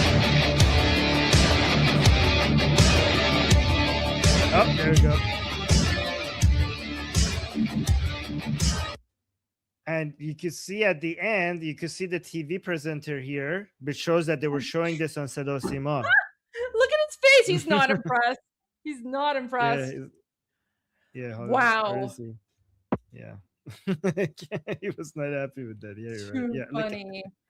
So guys, so let me explain to you the reason why Iranians are burning down hundreds of mosques is because the Islamic regime uses these mosques as bases for terrorism, right? So all of the people right now who are out there and they are, slaughtering Iranians, they use these mosques as like hideouts, as training centers. They keep their weapons, their guns there, right? So we Iranians know, like, these are all, like, they're not actually mosques. They're basically like hubs of terrorism, and we're just burning them to the ground. There's been like hundreds and hundreds of mosques burned around the country. So yeah, guys, Iran is not a Muslim country. It never was. It never was. And after 47 years of Islamic oppression, like, we're literally done with it. We're done with it. It is the religion of the, colonizers that colonized Iran 1400 years ago. And do you guys remember how Spain was colonized by the Muslims, and then Spain was under Muslim oppression for 700 years until the Spaniards and the Christians could fight back and liberate Spain? Right. That's exactly what's happening in Iran right now. We're decolonizing. That's a great analogy. That's a great analogy, actually. Of course that's a good. Yep, that's what's happening to us. Yeah. Yeah. So we're basically decolonizing, just like Spain, because the Iranian identity and the Iranian religion and our Iranian language, mythology, culture, heritage, whatever, completely separate. And so after 47 years of Islamic dictatorship and Sharia law, like, we're done with it. We're done with it. We want nothing to do with it. And we're burning down. Like, these are symbols of oppression. We're burning them down. And you know what's really interesting? The two fastest growing religions right now in occupied Iran, the first one is Christianity, and the second one is Zoroastrianism. Of course, Zoroastrianism is the original Iranian religion, and the motto of Zoroastrianism is good thoughts, good words, good deeds. So there you go, guys. Armin, I loved that. The music behind it was pretty metal too. And the nuns as well. The nuns are growing the fastest as well. Oh yeah, yeah. All right, what do you have for right. me now? All right, let's go through the most recent videos. Let's see what this one is. This is from today from Shiraz. Oh wait, before you play, I just want to add something really quickly, guys. So the internet has been completely shut down. Okay, so it's now been 4 days, no internet. The only reason we are getting these videos coming out is because of Elon Musk and Starlink. The leader of the Iranian National Revolution, His Royal Highness Reza Pahlavi, he confirmed a few days ago that over the past year, they have smuggled hundreds of thousands of Starlink devices into the country. Because one of the tactics of the terrorist Islamic dictatorship in occupied Iran is whenever Iranians have tried to rise up in the last 47 years, what the dictatorship does is they shut down the internet, they cut off all lines of communication, and then they mass slaughter everyone. So for example, in November of 2019, when Iranians tried to overthrow the Islamic dictatorship, then the terrorist Islamic dictatorship shut down the internet for a week. Those of us who were on the outside, we had no idea what was going on.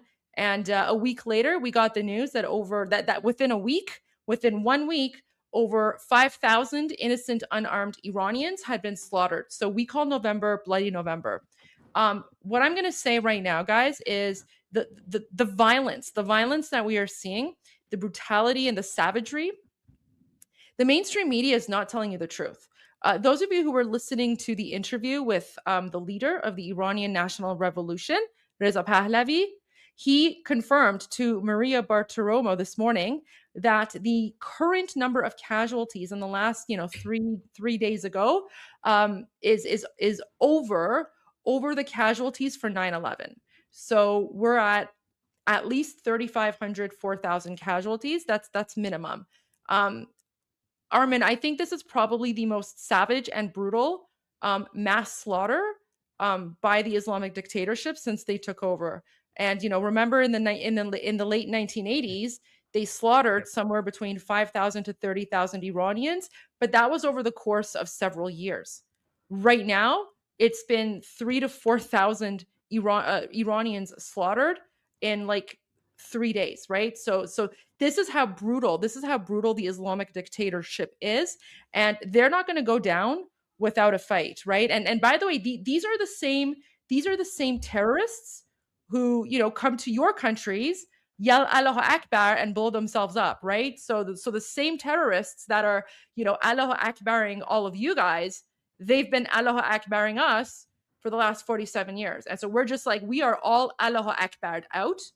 That's why we're burning mosques. And by the way, that's why even though this slaughter is continuing, like it's pretty much genocide, right? It's pretty much genocide. Even though it's continuing, Iranians were fed up. And so you're going to now see videos of Iranians fighting back because you know what? It's liberty or death. That's what it's become at this point. All right, Armin, go ahead. I do have an update regarding the Starlink situation. I heard it was...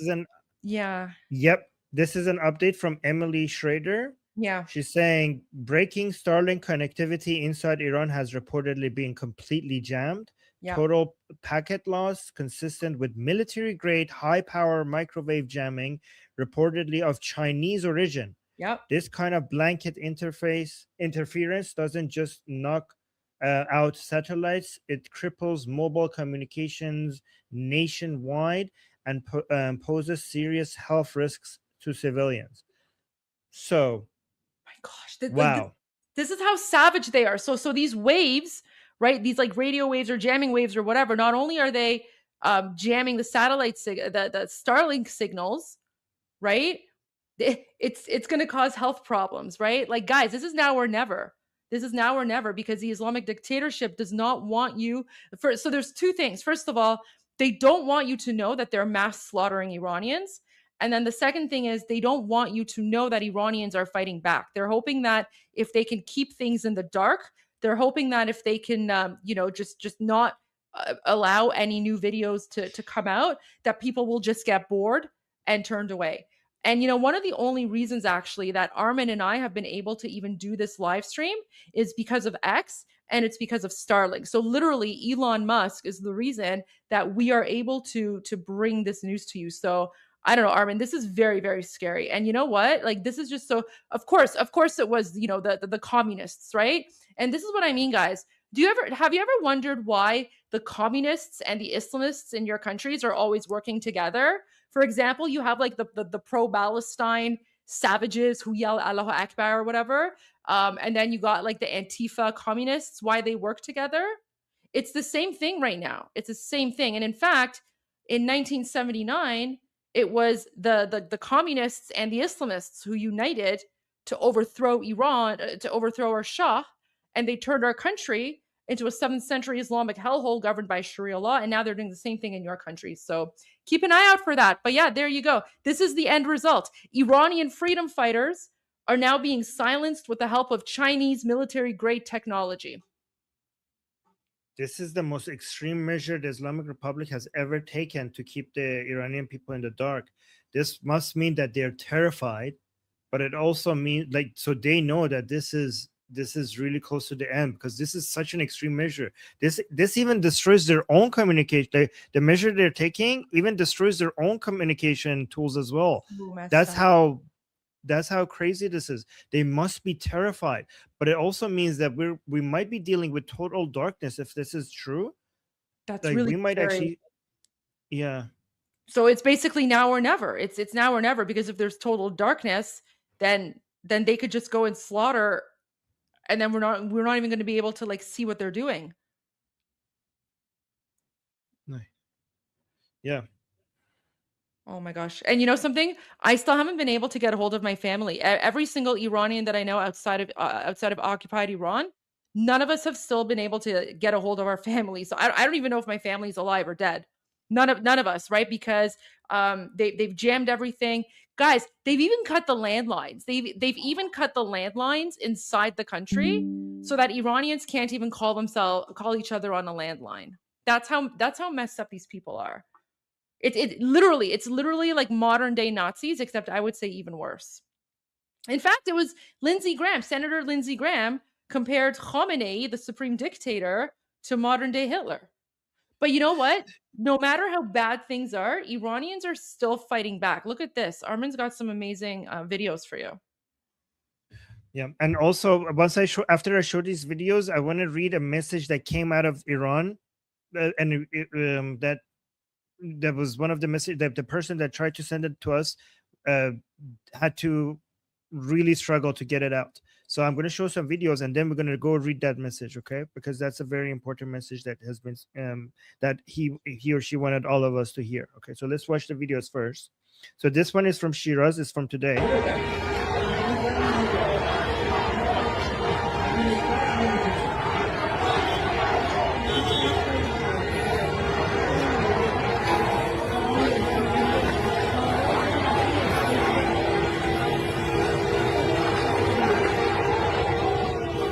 So I could hear them saying, "In آخرین نبرد پهلوی برمیگرده."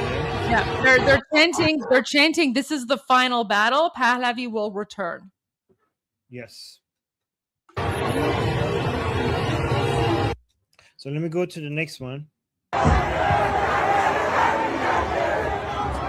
This is from today as well, but guys, remember that the number of videos that we're getting is lowering in number because there's no connection.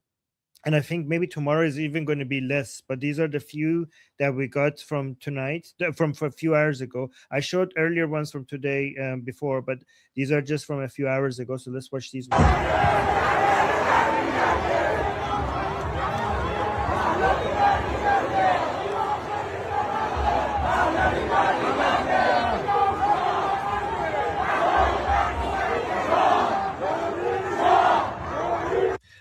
I really like it when they do Javid Shah like this, when one side says Javid and the other side says Shah, instead of saying Javid Shah together. This is like, it makes it so much more powerful. So you can see one side of the crowd is saying Javid and the other side responds Shah. By the way, Javid Shah, guys, for people. Oh, go ahead. Yeah, just explain it. Javid Shah means long live the king, for people who are new.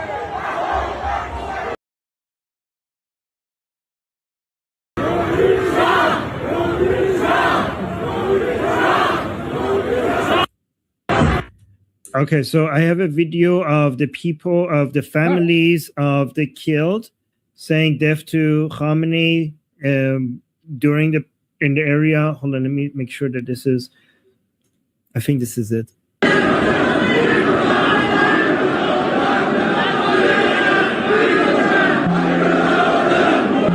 All right, so these are apparently the families of the people who have died.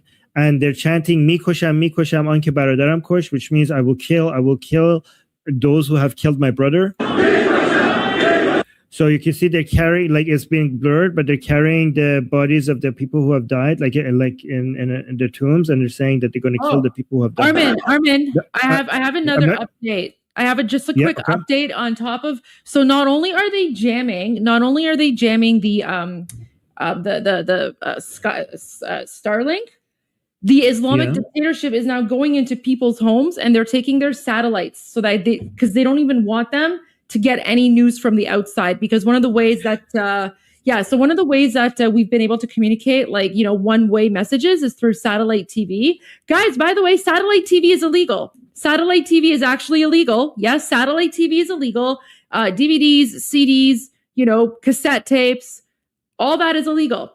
So the Islamic dictatorship is now going into people's homes and they're taking away their satellite dishes and satellite receivers to literally cut off Iranians from the outside world because they don't want Iranians to get communication or message. Because one of the ways, the reason that Iranians are still going out en masse like this is because, they're getting messages from the leader of the Iranian National Revolution, right? The leader of the Iranian National Revolution is Reza Pahlavi. So now, guys, so when we tell you that Iran is like occupied by an oppressive Islamic dictatorship, this is what we're talking about. This is what we're talking about, right? Like it's scary. It's scary. So yeah, spread the word. They're now taking the satellite receivers away so that they want to cut off Iranians completely. So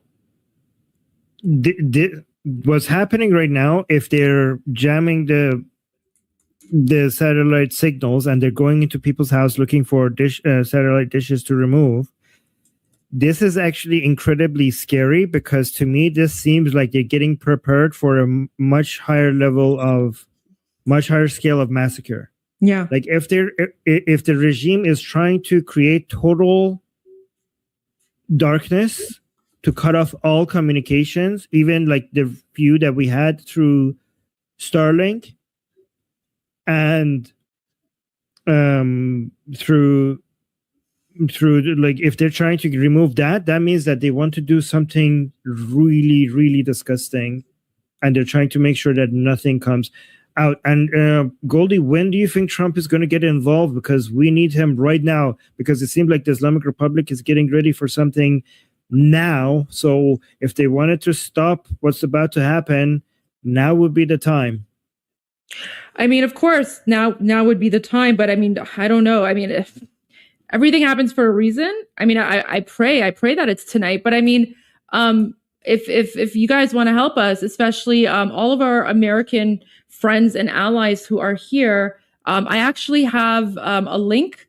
I have a link to an email campaign. So I would encourage it's pinned to the top of my live stream on YouTube. So you're welcome to click on that and I mean, I don't know, call Trump, email Trump, just.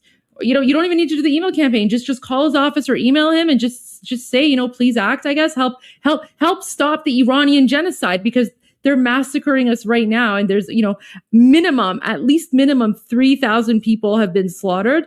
The videos and images of just rows and rows and rows of unending bodies. They're all over the internet. We have decided not to play them for now, because for us Iranians, we're literally in the middle of a war, and we are going to have time to mourn our heroes after we, overthrow the terrorist Islamic Republic. So we are keeping track of all of that. But for now, that's why we're not going to show any of the hundreds of corpses in body bags that are just littered all across various places, because it is horrific. It is horrific. But we are keeping track. But right now, what we want to focus on is the spirit of Iranians. And you know what? We want to focus on, despite how much the Islamic regime is slaughtering us and murdering us. And, Armin and I, we haven't heard from our families at all. So we have no idea if they're dead or alive. But we are here. We've been doing this for like 12 hours a day or more. And we're not going to stop, because this, guys, I'm telling you, this is the end game. This is the end game. We have never been this close to freedom. Like, I can taste it. I don't know about you, Armin, but I can taste it. And I kind of think, based on, some of the things that President Trump has said, maybe something's going to happen tonight. But I hope it's tonight, because things are getting really bad right now. You're on mute. Americans, please contact your politicians and just try to get as much, anything that you could do to just get the message out there that the time to act is now. Not after the massacre, but before the massacre, because there's already been massacre happening, but it seems like something so much worse is about to happen. And we don't want to stop it after the worst of it has already passed. We want to avoid it from happening. So if anybody, whatever power you have, now is the time to use it to get, contact your senators, your congressmen, whatever you can do right now to just please, this is the time that we need the help the most. It just really seems like Islamic Republic is going to do something that they have never done before, because they are very terrified, and they're not going to, when it comes to their survival, because even in the 1980s, they were fighting for their survival, and they killed like 30,000 people. Yeah. So right now they think that now, given that what they're doing right now, it seems like they are almost sure that they're about to, the Islamic Republic is about to fall. That means that they're not going to hold anything back to make sure that they have done everything to stay in power. So I don't know what's going to happen, but I'm actually really afraid to even think about it. So please do something. Please, tell Trump that this is the moment to act. You know what? They've gone scorched earth. I mean, they literally had to bring in military grade Chinese signal jammers in order to block Starlink, Elon Musk's Starlink. I have a feeling Elon Musk is not going to appreciate that. But yeah, literally, they literally had to bring in military grade Chinese jammers because of Elon Musk's Starlink. Do you see how evil these people are? Who does that? What kind of government does that? Right? They're literally holding people hostage. They're holding Iranians hostage. It's so messed up. But anyways, we are fighting back. We are fighting back. And also never forget that the Chinese government provided this to the Islamic Republic specifically for moments like this. Yeah. The CCP, this or. By the way, I just want to say, Samantha in the chat was saying, Armin, I'm so sorry for ever being pro CCP. It's okay, Samantha. You that's okay. I appreciate that. CCP is evil. Yes. All right, let's go to the video though. Yeah, okay, let's go. Thank you.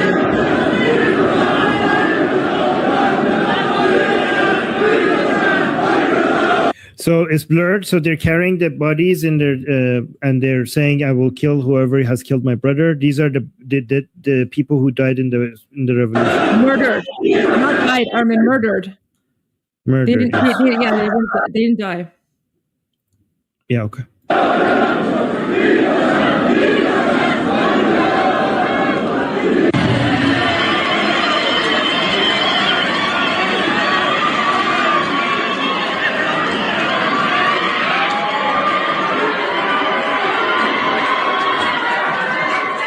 These are all the families gathering here in Behesh Zahra, trying to pick up their body of their family members.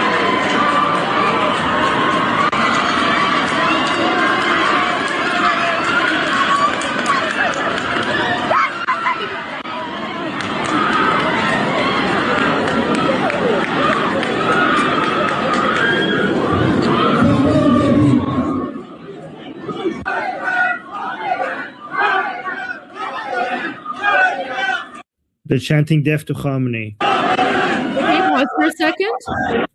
Yeah. I just want to point something out. So, this is another way that these like Muslim savages have occupied Iranians, because what they do is, they go out there and then, so these Muslim terrorists, right? They'll chant, death to America, or, whatever jihadi savage nonsense. And then they make it seem as if it's regular Iranians. Meanwhile, regular Iranians, we have been oppressed and occupied for the last 47 years. And if you hear in this video, they're not yelling death to America. They're yelling death to Khamenei, right? They're yelling death to the supreme dictator. But you never see this in the media. Like, why isn't the mainstream media showing this? Because I guarantee you, we're about to show you some videos. And if you stick with us for the rest of the night, we're going to show you videos and footage that you would never, ever see in the mainstream media. Why? Because they have sold you a certain narrative, right? They want you to think that Sharia law is amazing and, religion of peace and like all this nonsense, right? Meanwhile, Iranians are literally yelling death to Khamenei, death to the Islamic Republic, right? And as we go, we're going to share with you some chants, which, according to Western media or leftist progressives, whatever, that's Islamophobic. Well, you know what? When you guys have been murdering us in the name of Allah and Islam and jihad for the last 47 years, we have the right to criticize and we have the right to say we don't want that. Like, we are all Allahu Akbar out, right? Because they have been literally murdering us for the crime of corruption against Allah for the last 47 years. And we're done with it. We're done with it. Right. I'm going to show this video, and then I got a message from Sohail that really confirms that Goldie's strategy on what we show and what we don't show is very correct. Let me actually show the videos, and then I'll read what the message that Sohail just sent to me.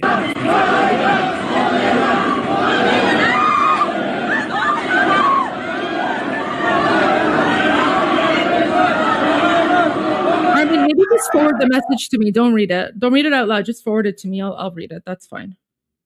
Okay, just give me a second. Okay.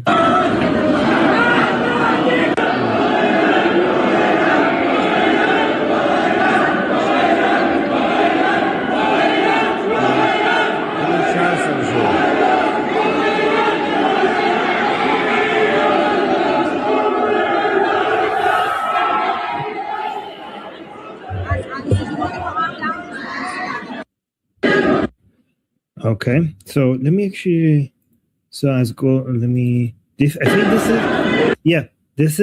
confirms that these are خانواده‌های جانباختگان در بهشت زهرای تهران مرگ بر خامنه‌ای. Okay, so this confirms that this is in Behesh Zahra, which is a place in Tehran where they bury the bodies, and this is where these videos were taken from.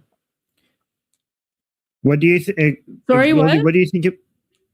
What do you think about that analysis that Sohail said? Yeah, well, I agree, but we can talk about that off camera. But yeah, exactly, okay. That's fine. So I think what we should do now is why don't we go? Okay, yeah, there you go. This is a really important. So guys, this is tonight. This is literally a few hours ago. Okay, do you see the crowd? Now, here's the thing as well. The Islamic dictatorship, they cut off electricity as well, right? So not only is the internet cut off, they also shut down the electricity, because they don't want the outside world to see how massive the crowd is, okay? But here you go. We're still able to see it.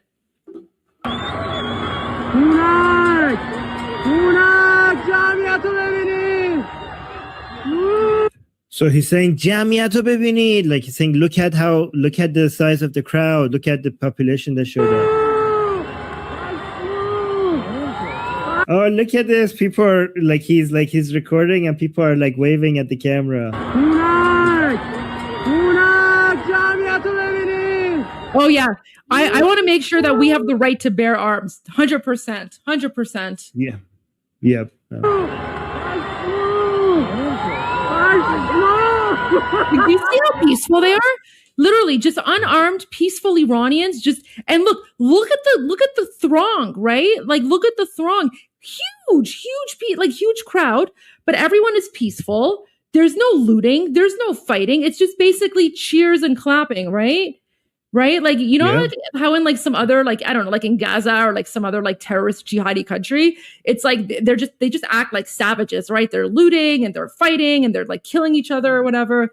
But when you look at Iranians, like we're kind of normal, right? Like we're normal people, and we're literally we just want freedom, right? We just want to have the same freedoms as people in the United States, and the Islamic dictatorship is murdering us for it. And you know, I say us because I'm also Iranian, but of course I'm not in Iran, right? That's how Armin and I are able to communicate with you.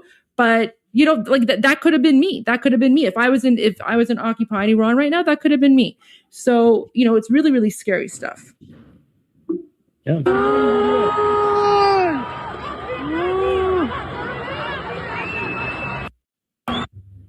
Okay, and let's go to this one. Yeah, I'm definitely like describing Democrats in America. I agree.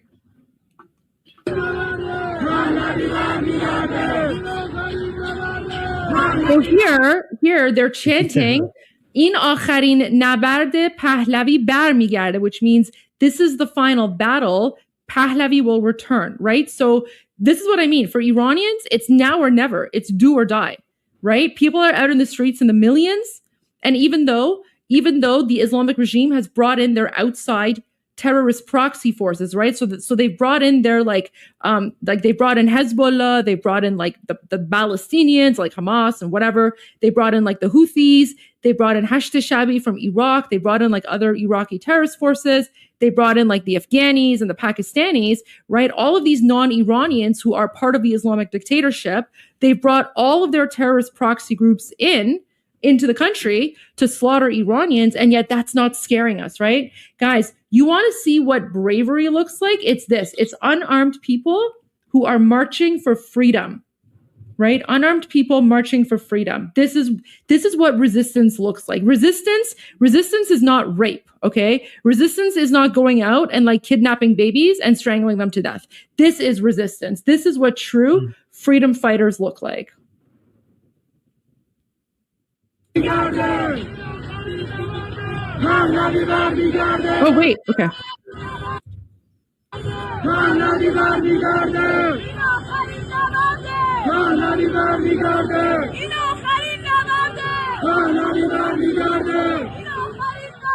Okay, Armin.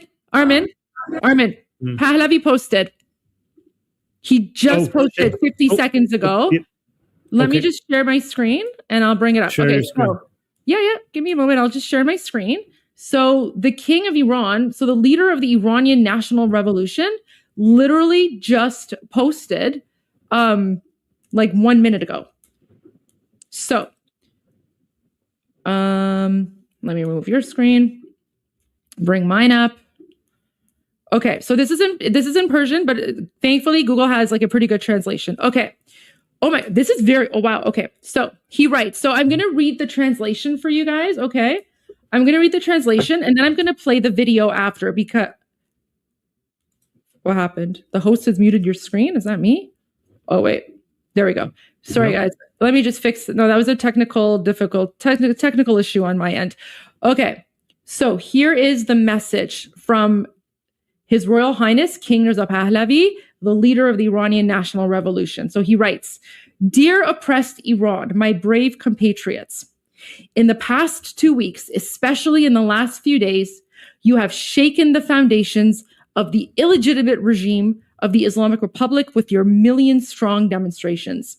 Now, relying on your million-strong response to the calls of the past days, and with the legitimacy and popularity I have received from you, I announce another stage." Oh, we're going to the next stage, Armin. We're going to the next stage of the revolution. Okay. I announced the next stage of the national uprising to overthrow the Islamic Republic and reclaim our dear Iran. Oh my gosh, he has a message for us too. Okay, number one, inside Iran. Okay, so the first part is for Iranians in the country. In addition to seizing and holding the central streets of cities, all institutions and apparatuses responsible for the regime's false propaganda and cutting off communications are considered legitimate targets. Government employees and the armed and security forces have the opportunity to join the people and be helpers of the nation, or to choose complicity with the murderers of the nation and buy eternal shame and the curse of the nation for themselves. Number 2, outside Iran, all embassies and consulates of Iran belong to the Iranian nation, and the time has come for them to be adorned with the national flag of Iran instead of the shameful flag of the Islamic Republic. Amazing. Okay, guys, we have very interesting footage to show you about this. Okay, guys, it is go time. It is go time. Okay. For all the Iranians watching as well, Dustan payamshunam bad. I'm gonna play the video as well in Persian. So we are on. So this he continues. We are on the verge of reclaiming our dear Iran from the Islamic Republic. Khamenei and his regime have suffered heavy blows from you, and we must not give them a chance to catch their breath again. The regime is facing a serious shortage of repressive forces, and the increased shooting at the people is not out of strength, but due to a lack of mercenaries and fear of faster collapse and fall. We will not allow these criminals to shed more of our youth's blood on the ground. We will not give them that opportunity. We will not go back. So what he's saying is that this is it. We're going to win the revolution. We're not going to go back. The Islamic Republic is over. That's basically what he's saying. The freedom of Iran is near. The blood spilled on the ground of Iran's immortal children guides us towards victory. We are, Armin, he says, we are not alone. Global assistance will arrive soon. Oh my gosh. The king of Iran just confirmed that President Trump is getting involved and global assistance will arrive soon. Oh my God. Read that again. Read it again. Okay. He says, we are not alone. Global assistance will arrive soon as well. Wait for my next messages. We will soon reclaim our dear Iran from the Islamic Republic and hold celebrations of freedom and victory everywhere in Iran.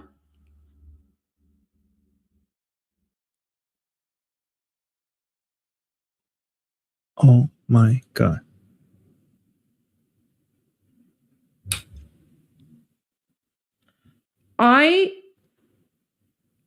I never thought, Armin, that I would be existing or living in a timeline where the president of the United States of America, the leader of the free world, would be helping the king of Iran rescue Iran from the clutches of a brutal Islamic dictatorship and help make Iran great again.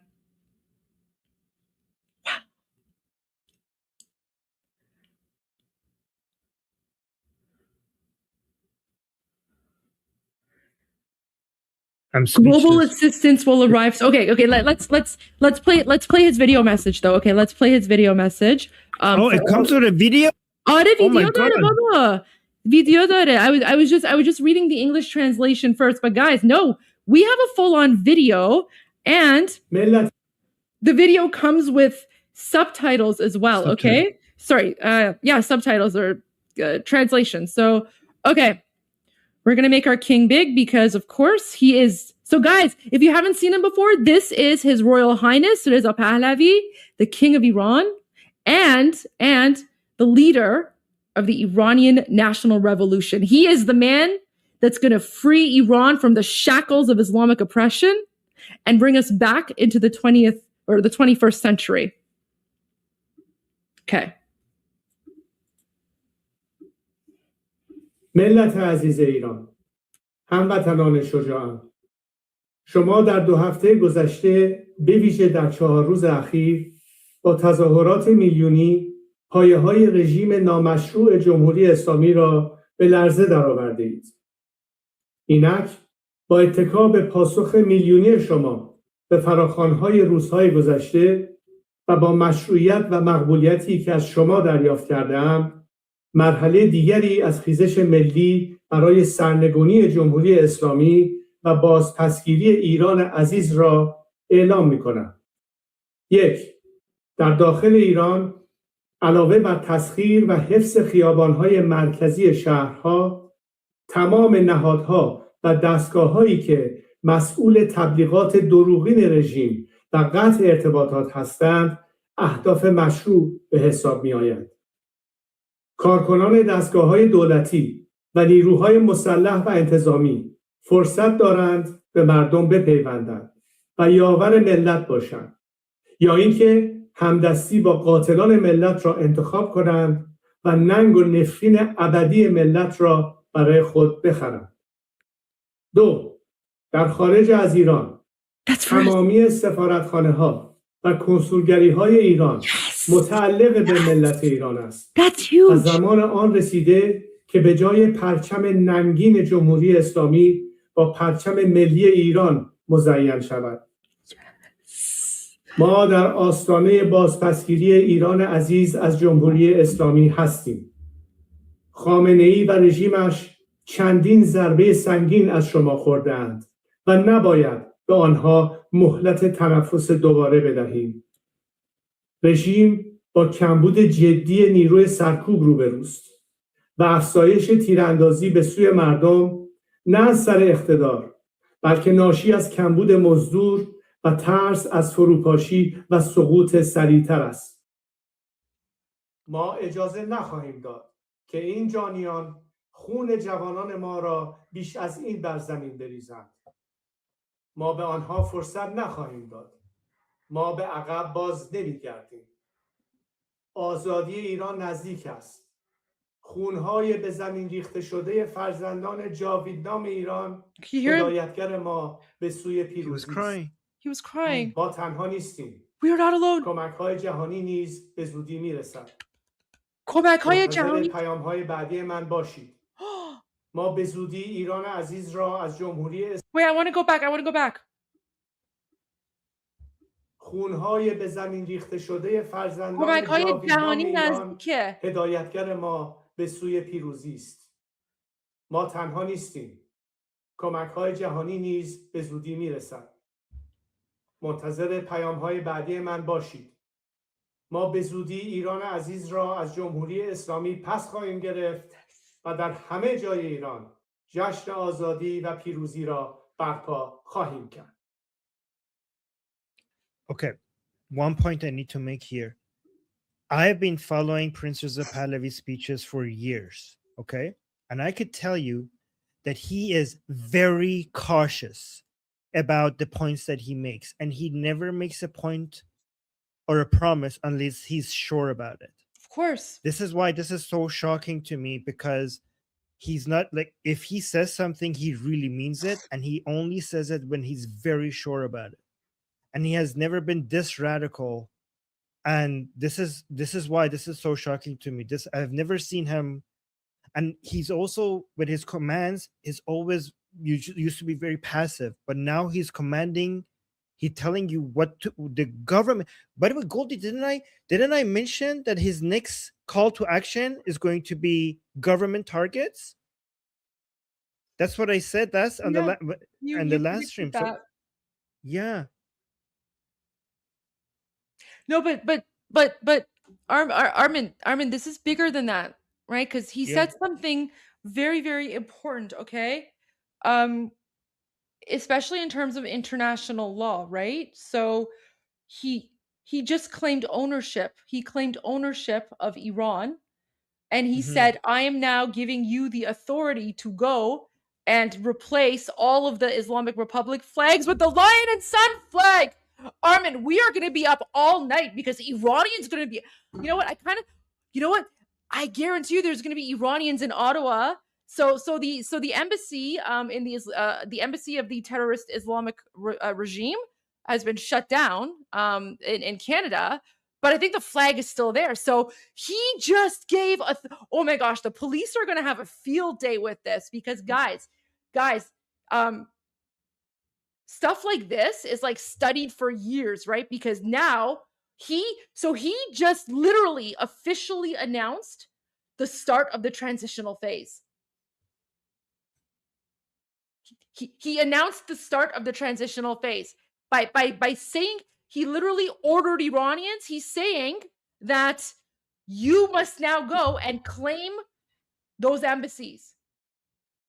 آرمین امشب قوقا میشه کل دنیا. دوستان متوجه شدین؟ هر جای دنیا که هستین، پادشاهمون به ما گفته که برین بیرون، برین سفارت ها رو بگیرین، پرچم رو پرت کنین پایین، whatever، بکشین پایین، پرچم شیر و خورشید رو بذارین. بعد okay, you know what's really interesting is, remember we were going over the video link that President Trump posted yesterday? The Fox News article? Yeah.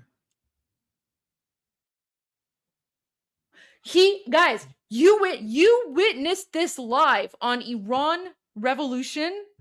I can't even speak. Oh my gosh, I can't even speak. So Iran Revolution Live is where we broke the news that King Reza Pahlavi is declaring ownership of the country as the transitional leader, and he just gave the authority to every single Iranian outside of the country to go to the embassies and take them back. Yep, because your embassies are technically Iranian soil, like they kind of work as Iranian soil outside of the country, so they belong to us. It doesn't belong to the Islamic Republic. So those are occupied as well. It's not just that Iran is occupied. Our embassies around the world are also occupied. So we need to liberate our embassies. Okay, let's go back and listen to this message again, guys. This is historic. This is historic. Oh my gosh. Okay.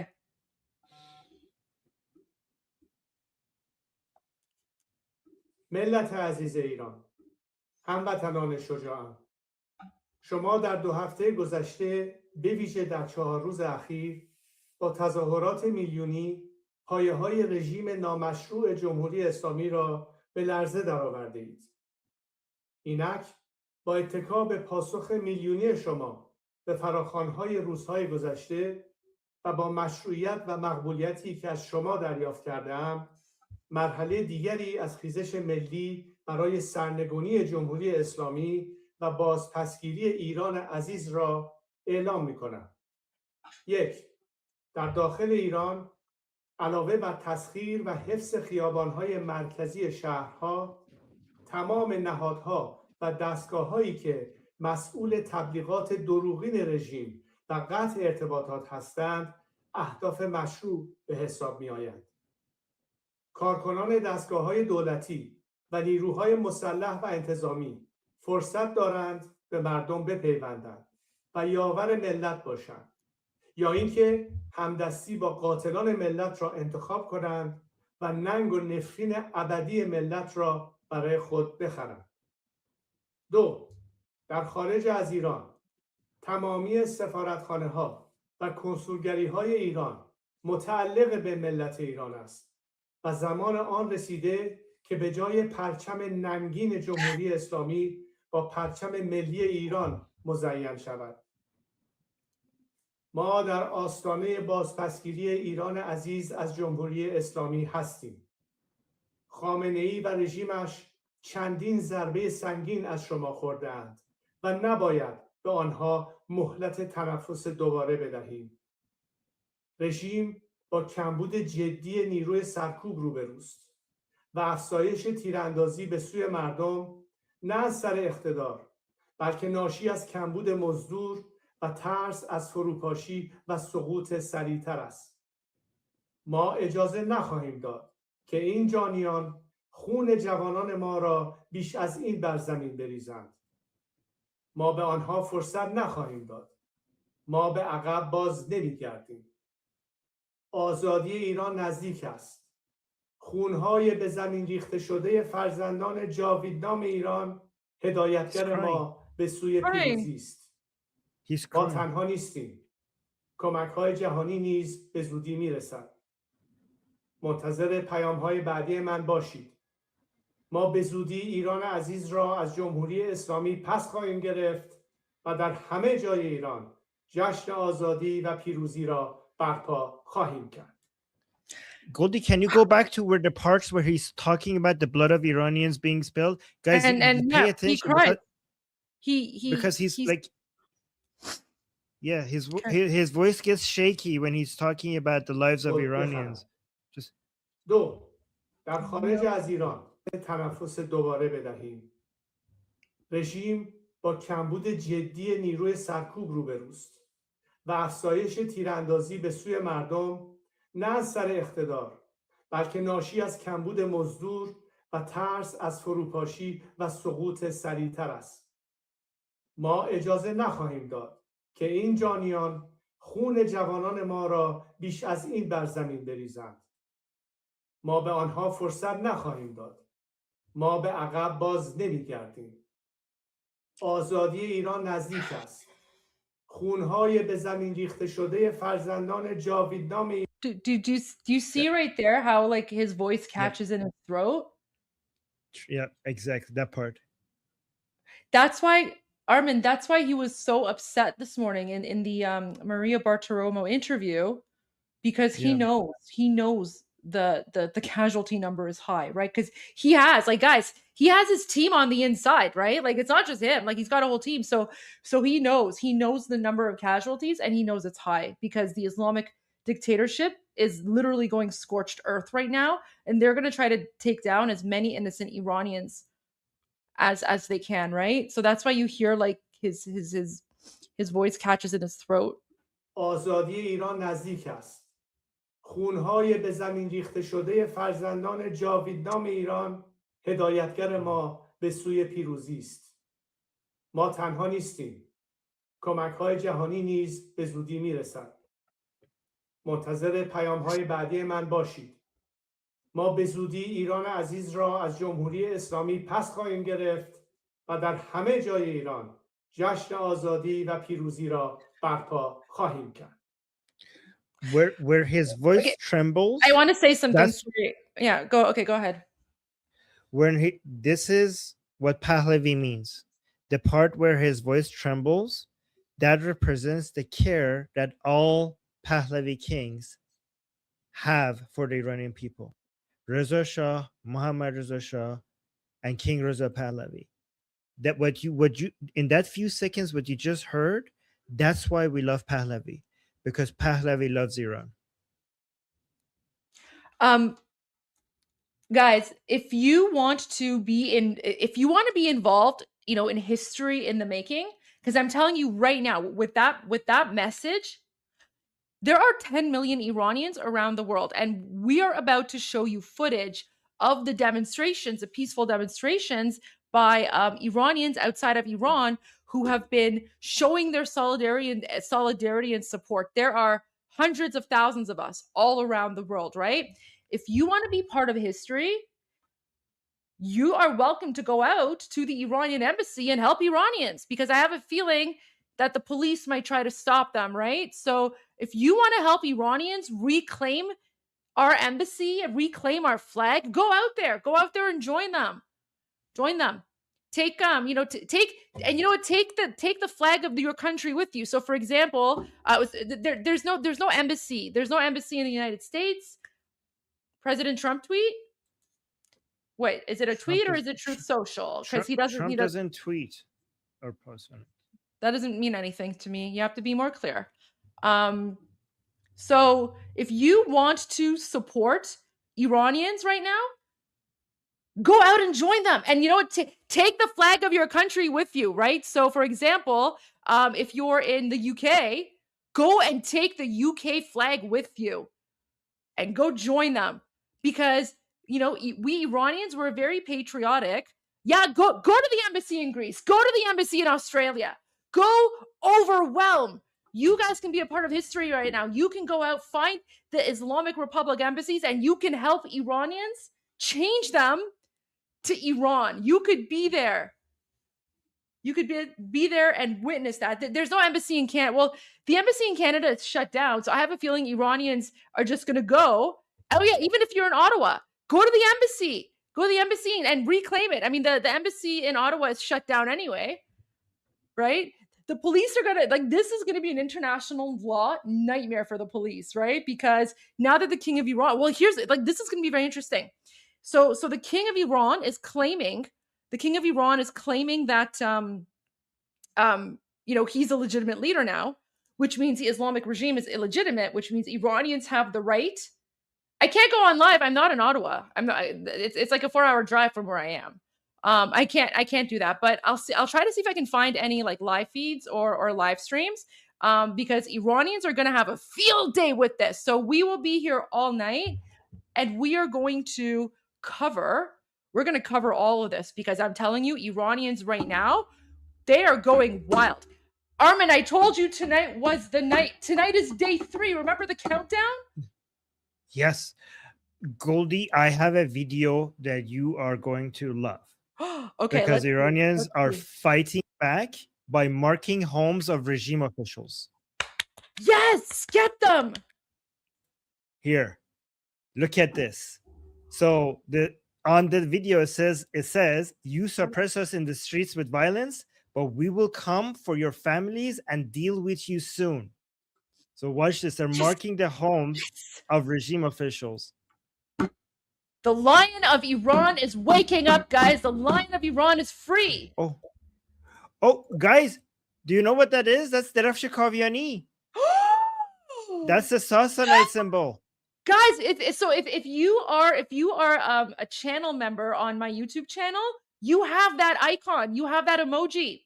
That's the purple emoji. The purple and yellow. Yeah. That's actually a historic flag. So, guys, do you know what the Derafsh Kaviani flag is here? Let me add it to let me just use it here. It's this one. Yeah, that one. That one. So do you know what that is? So that flag was part of the Persian Empire before the Arab Muslim conquest of 650 AD. So do you know why Iranians are spray painting this symbol now, Derafsh Kaviani? Because they're saying the Islamic oppression is over. We've now decolonized. We're reclaiming our country. That's what that is. Yep. So let's watch the video in full.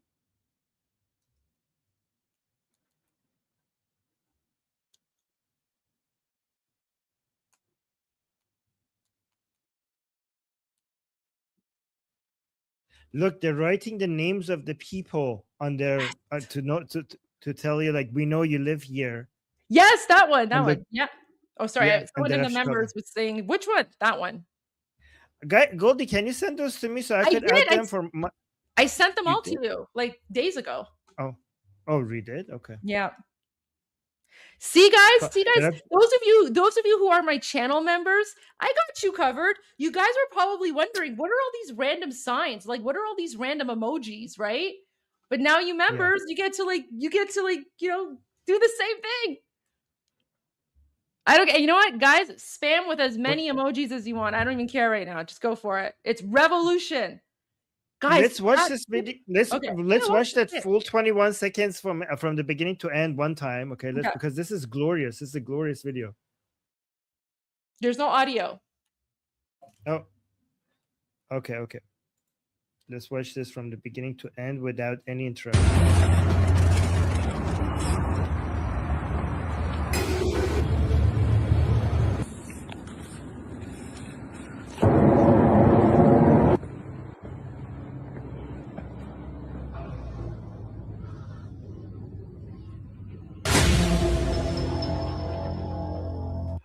Ooh, this is Kaveh Intiqamju. Oh my God. So again, so Kaveh Intiqamju.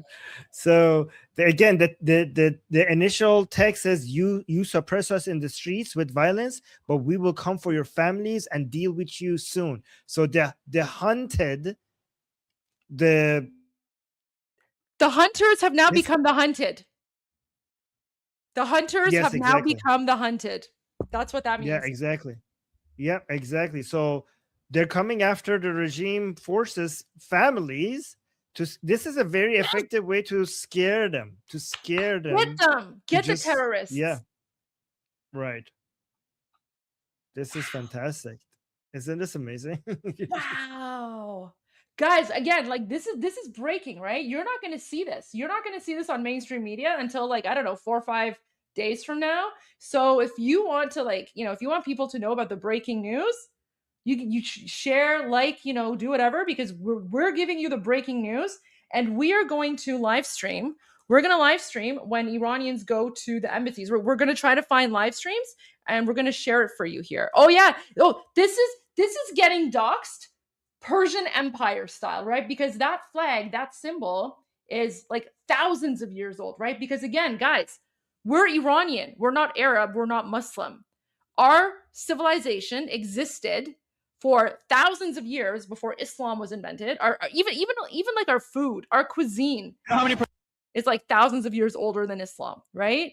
And we have now officially decolonized from Islam. Iran is now Islam free.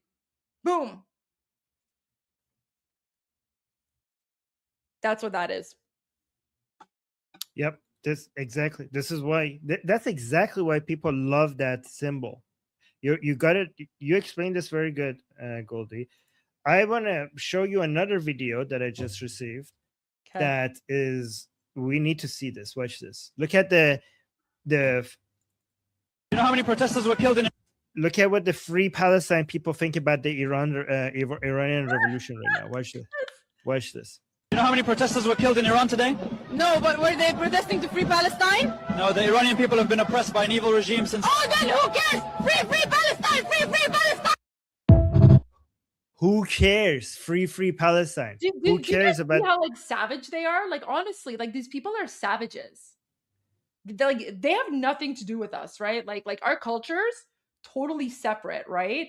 By the way, the reason that these savages don't support Iranians is because the Islamic dictatorship that has been occupying our country for the last 47 years, right? The Islamic dictatorship takes our money and has been giving it to these like inbred jihadi savages to fund their terrorism.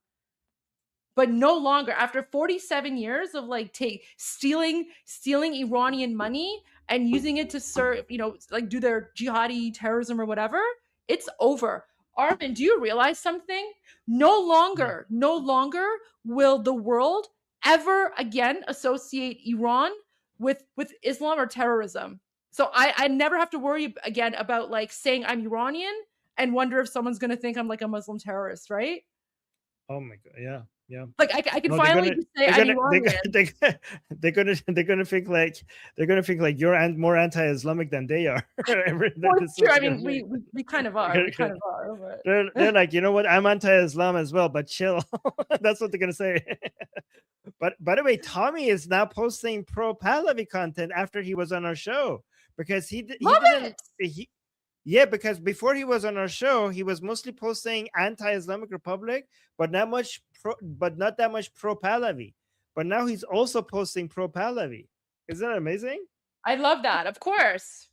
Oh my gosh, guys, welcome. Oh, you know what? This is the perfect time to share my quote. So, guys, for those of you who weren't here with us, a few nights ago, we were sharing videos of like Iranians burning down mosques. Okay. Armin, do you have that one video of that like giant mosque that's being burned down, and then Iranians are around it and they're like chanting, they're like Iran or whatever? Do you have that video? Because I want to find the quote that Tommy Robinson had about me. By the way, the stream is getting glitchy. I think it's because we're going over 8 hours. Is that? Oh my gosh, we're at 9 hours. Wow. Yeah, I'm getting glitchy.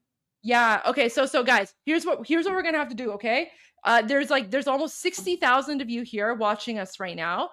We've literally been live streaming for 9 hours. Okay, 9 hours. So because the stream is getting glitchy now, make sure. Yeah, we're gonna reboot. So make sure you're following me.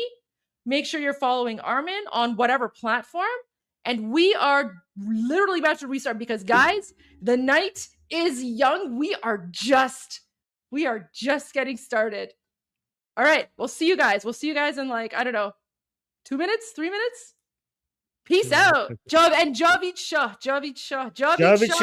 Payande Irani. Payande Iran.